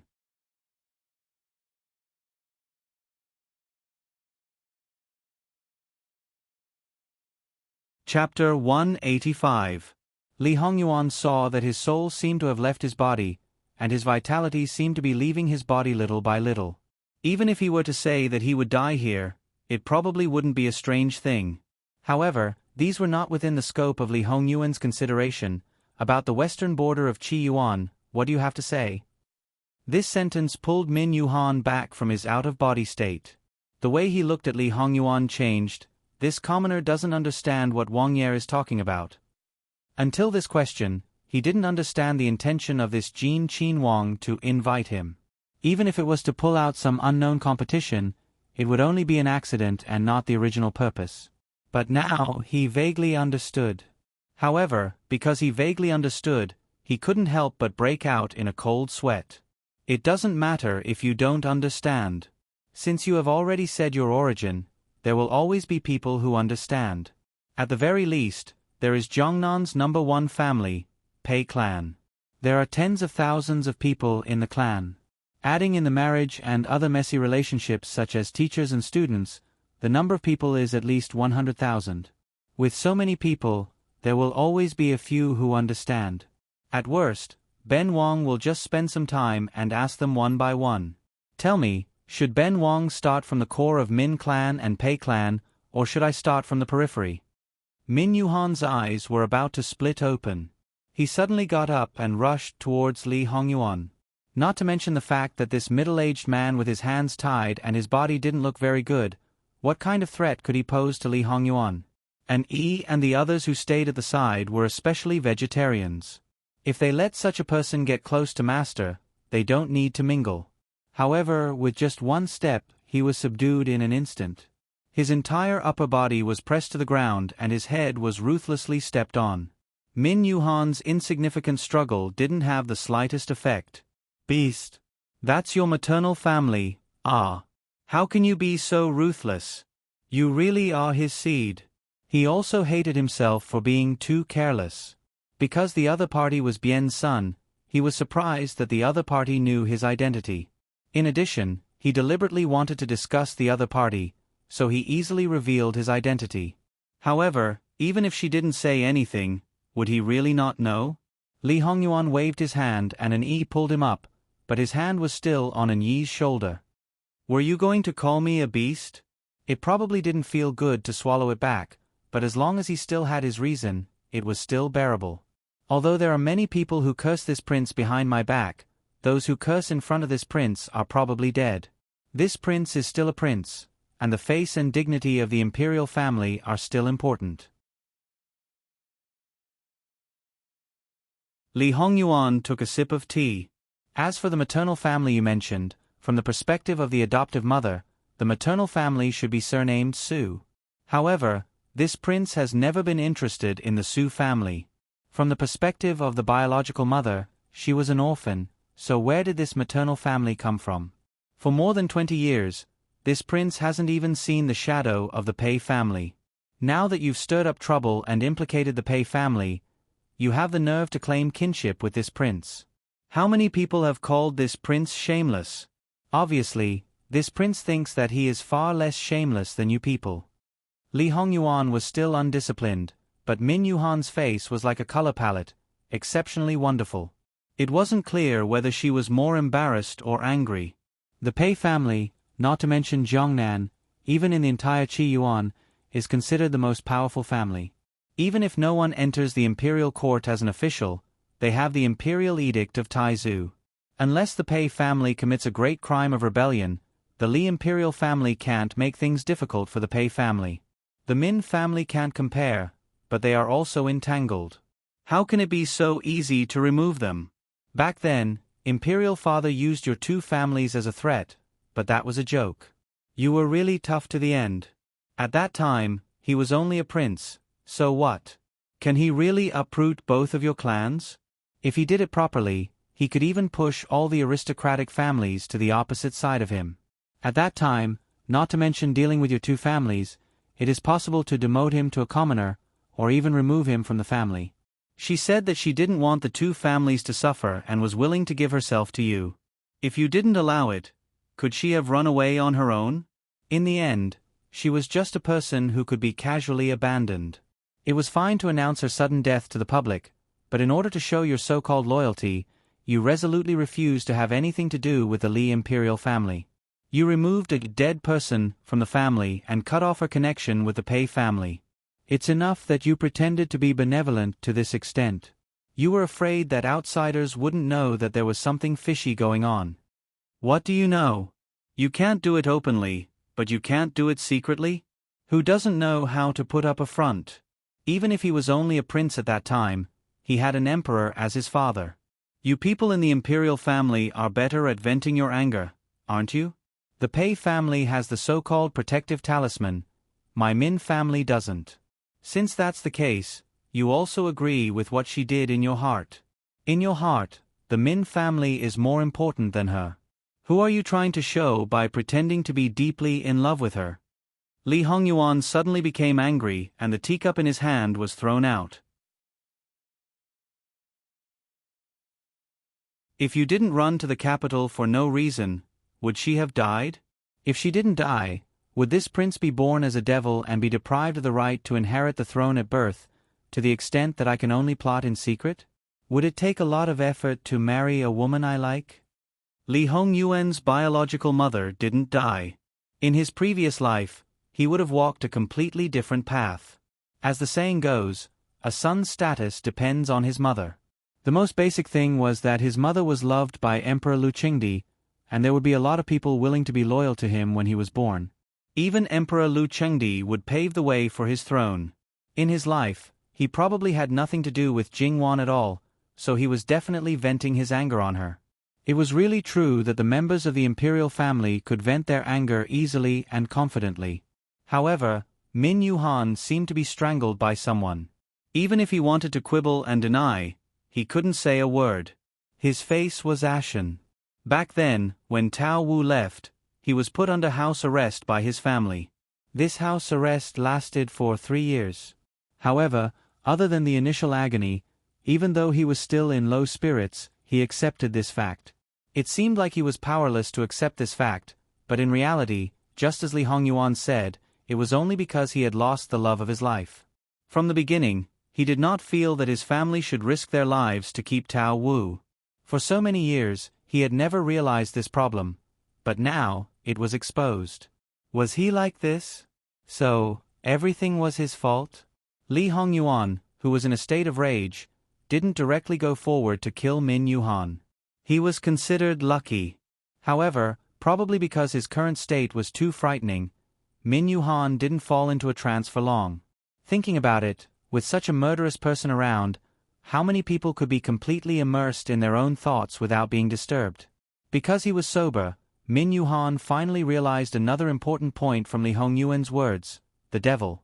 A prince, born as a devil, lost the most important right of a prince the moment he was born. If there was hatred, he should be the one who should be hated the most. Fortunately, Lu Qingdi didn't go too far and gave him the honor that a prince should have. Otherwise, what kind of life would he be living? Whether he could live until now was a big problem. He was Fu Cheng's child. When he thought of him living such a life, he suddenly felt extremely distressed. Because he knew that it wasn't Li Hongyuan who killed his mother, and the other half of his bloodline came from the enemy who killed his mother, the hatred that he originally had for Li Hongyuan collapsed.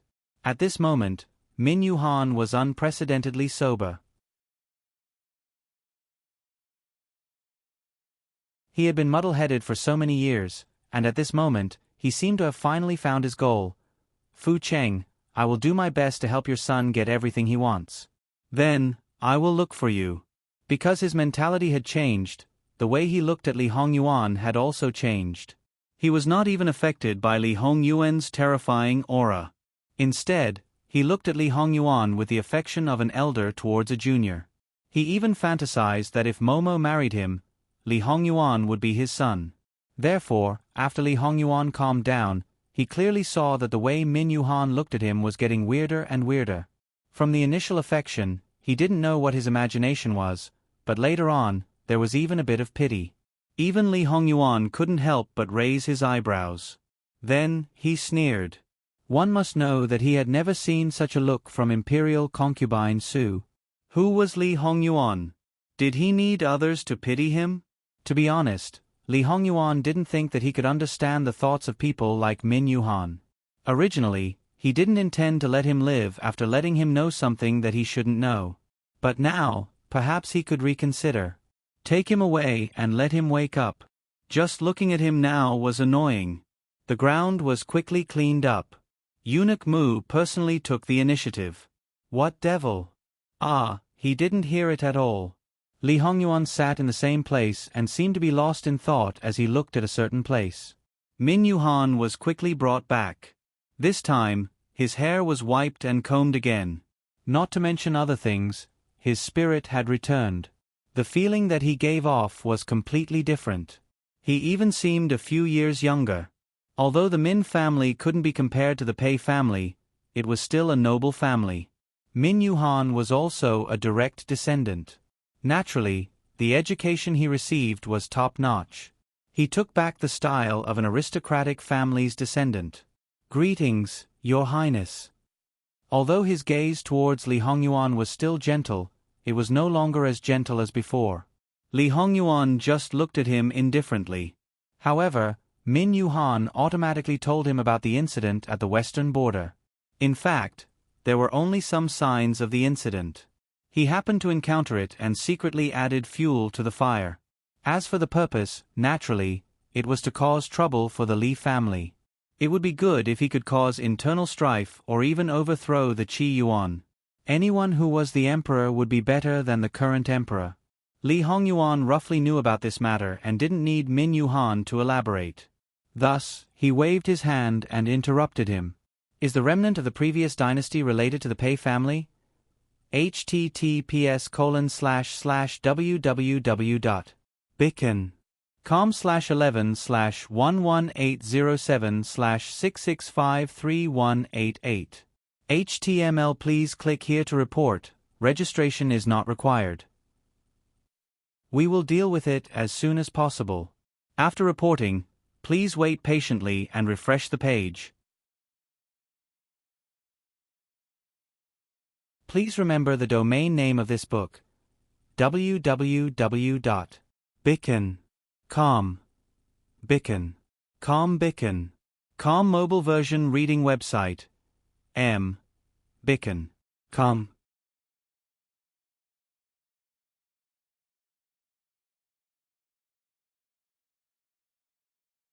Chapter 186. Previously, he was ready to fight Li Hongyuan for the sake of the two clans. Now, he turned around and betrayed the two clans.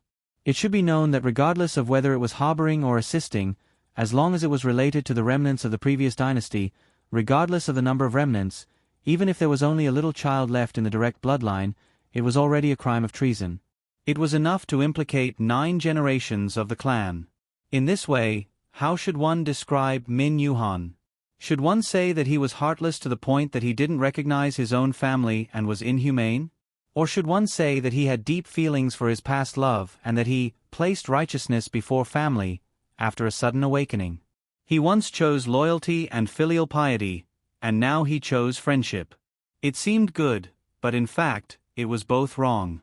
Min Yuhan, you feel sorry for her, and now you want to compensate this prince? Min Yuhan's silence was equivalent to tacit agreement.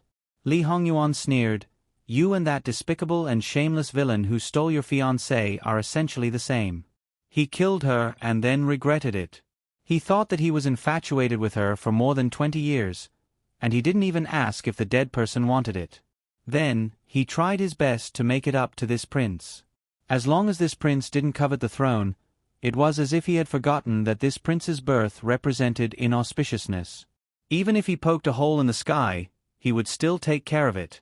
You couldn't protect her, so you also played the role of infatuation without regret.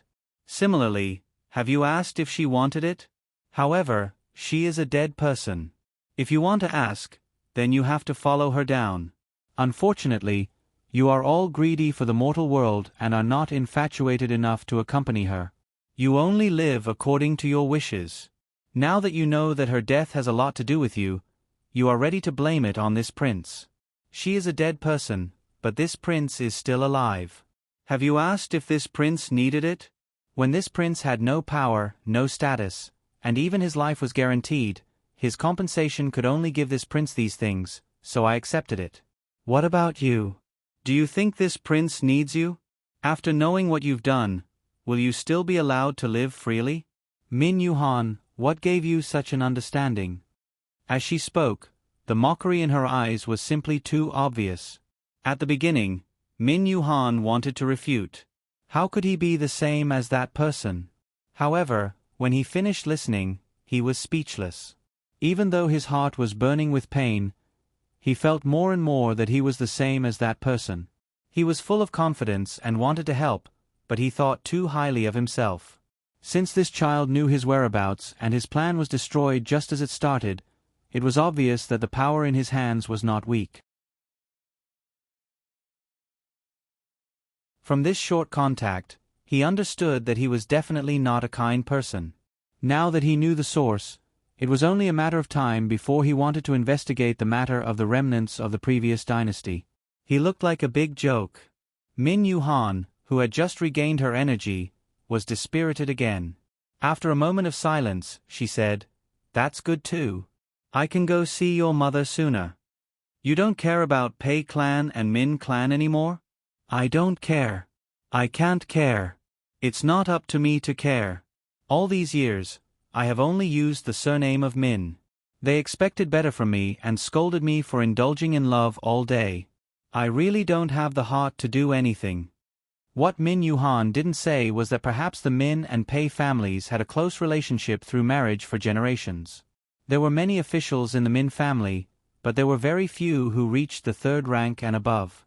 Obviously, it was because of the relationship with Pei family that they were suppressed. As for Pei family, as the richest family, it looked like they had a huge network of connections. However, when it came to interests, because they didn't have power, Pei family couldn't have the absolute right to speak. This was a great humiliation for the richest family. Thinking back to the unlimited glory of the previous dynasty, compared to the current situation, they had long had enough. Due to the ancestral teachings, they couldn't enter the officialdom. Therefore, the best way was to change the surname of the emperor. It could be something else, but it could also be Pei. How could the Min family not have such restlessness? Although Min Yuhan hated Lu Chengdi to the core and wanted to directly overthrow the Li family, after nearly 100 years, the Qi Yuan had already stabilized. Even if it had a great influence in Jiangnan, the people lived and worked in peace and contentment. They had long recognized that the Li family was the orthodox family. Even if they used the descendant of the previous dynasty as a banner, it was estimated that not many people would follow. Moreover, whether it was the Pei family or the Min family, they basically didn't have any military generals. As the saying goes, if a scholar rebels, it won't succeed in 3 years. The right time, the right place, and the right people were all not on the same page. But in reality, there were many people in the two families who had such ambitions. If this continued, they would be finished sooner or later. Rather than ending up with the execution of the whole family, it was better for Prince Jean to cut off those people's thoughts now so that they wouldn't end up with the extermination of the family. Prince Jean was destined not to expose this matter. For a prince who had hidden all his forces in the dark, exposing this matter meant that everything was exposed. Moreover, he could feel that Prince Jean didn't care about the descendant of the previous dynasty. It wasn't even contempt, it was as if he didn't put them in his eyes. Towards such an existence, who would muster such a large force? Didn't Li Hongyuan know about this situation? Of course he knew. In the previous life, he was the one who tidied up the Pei family. Naturally, there wasn't anything that he didn't know. However, that unrealistic ambition was quite laughable in Li Hongyuan's eyes. Fortunately, the Pei family didn't brazenly pull out the remnants of the previous dynasty. Otherwise, it wouldn't be as simple as cutting off the Pei family's wings.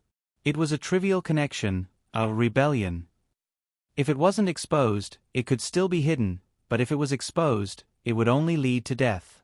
Li Hongyuan nodded, seemingly agreeing with his words. He slightly hooked the corner of his lips. Go see her? You say you want to see her, and she wants to see her? What do you take her for? Moreover, in 22 years, she might have already reincarnated. She might even be the mother of several children. Li Hongyuan continued to stab without holding back. This stab was so ruthless that his body swayed and he almost fell to the ground. Even though he staggered and stood firm, the rising and falling of his chest became more obvious. The frequency of the rising and falling of his chest also increased. In addition, he tightened the clothes on the left side of his chest. Blue veins protruded from the back of his hand. All of these indicated that he was in a terrible state. Even so, Li Hongyuan still hooked the corner of his lips. There was no warmth in his eyes. He was calm and unruffled. The bystanders couldn't help but feel pity for Min Yuhan. Falling into the hands of the master, she could only admit that she was unlucky and had to face physical and mental hardships. As for whether she would be unable to bear it and die, if she really died, she should feel lucky. Perhaps it was because he had long been accustomed to this kind of scene. No matter what he thought in his heart, his face didn't show a trace of it. Not only that, he could also ensure that he could listen to the master's orders at any time and wouldn't make a mistake because of being distracted. With such a poor ability to bear it, Li Hongyuan lost interest. His initial purpose of catching Min Yuhan was to determine whether he was a member of the Pei family. His goal was achieved and he even gained additional benefits. That was it. Send him away. Annoying. Yes.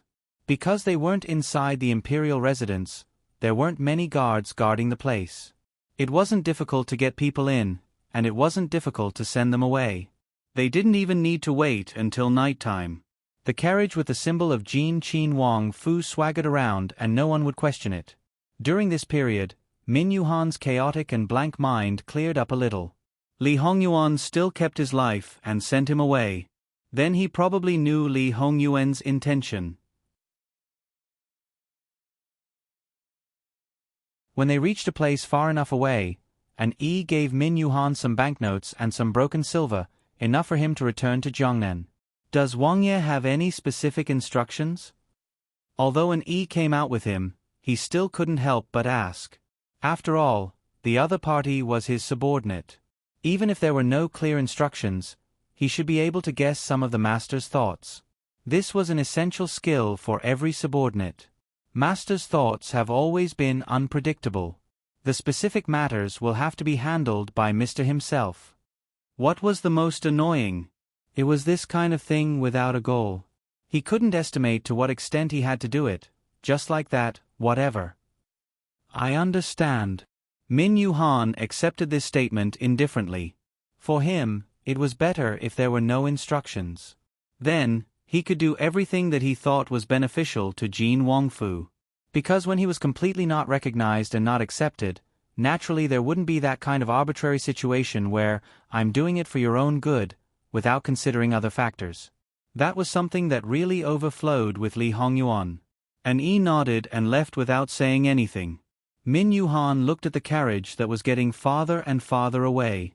He let him know the good things that he shouldn't know, but he let him go so easily. If he wasn't stupid, then he had absolute confidence. Min Yuhan recalled the short time that he got along with the other party. He was definitely not a stupid person. Perhaps he hadn't reached the point where he could control the whole situation, but he had reached the point where he wasn't afraid of being exposed. To be able to make him cheer up and dejected several times, it wasn't difficult to control a person's life and death. What was difficult was to control a person's emotions. Mimi, your son is completely different from you. However, he is very outstanding and very strong. Wait for me. I don't care if you've reincarnated, married, or given birth to a child, I'll still find you. Let me be selfish just this once. I can't let go of you.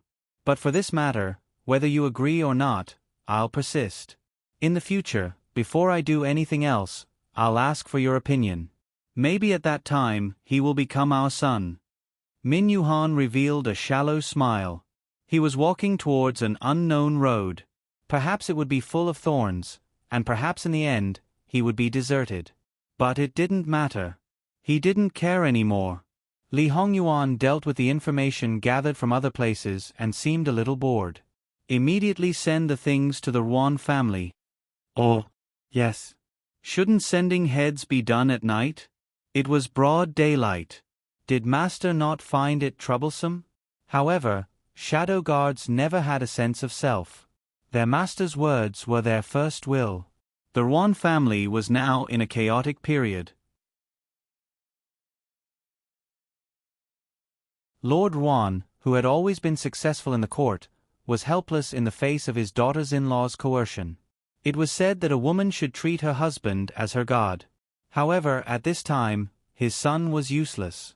Master, someone outside the door has sent something.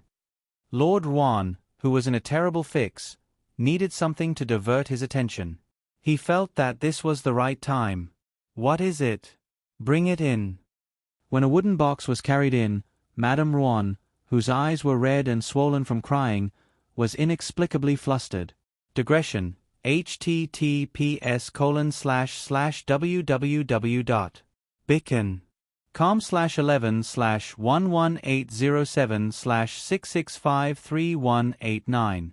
HTML. We will deal with it as soon as possible. After reporting, please wait patiently and refresh the page. Please remember the domain name of this book: www.bicon.com.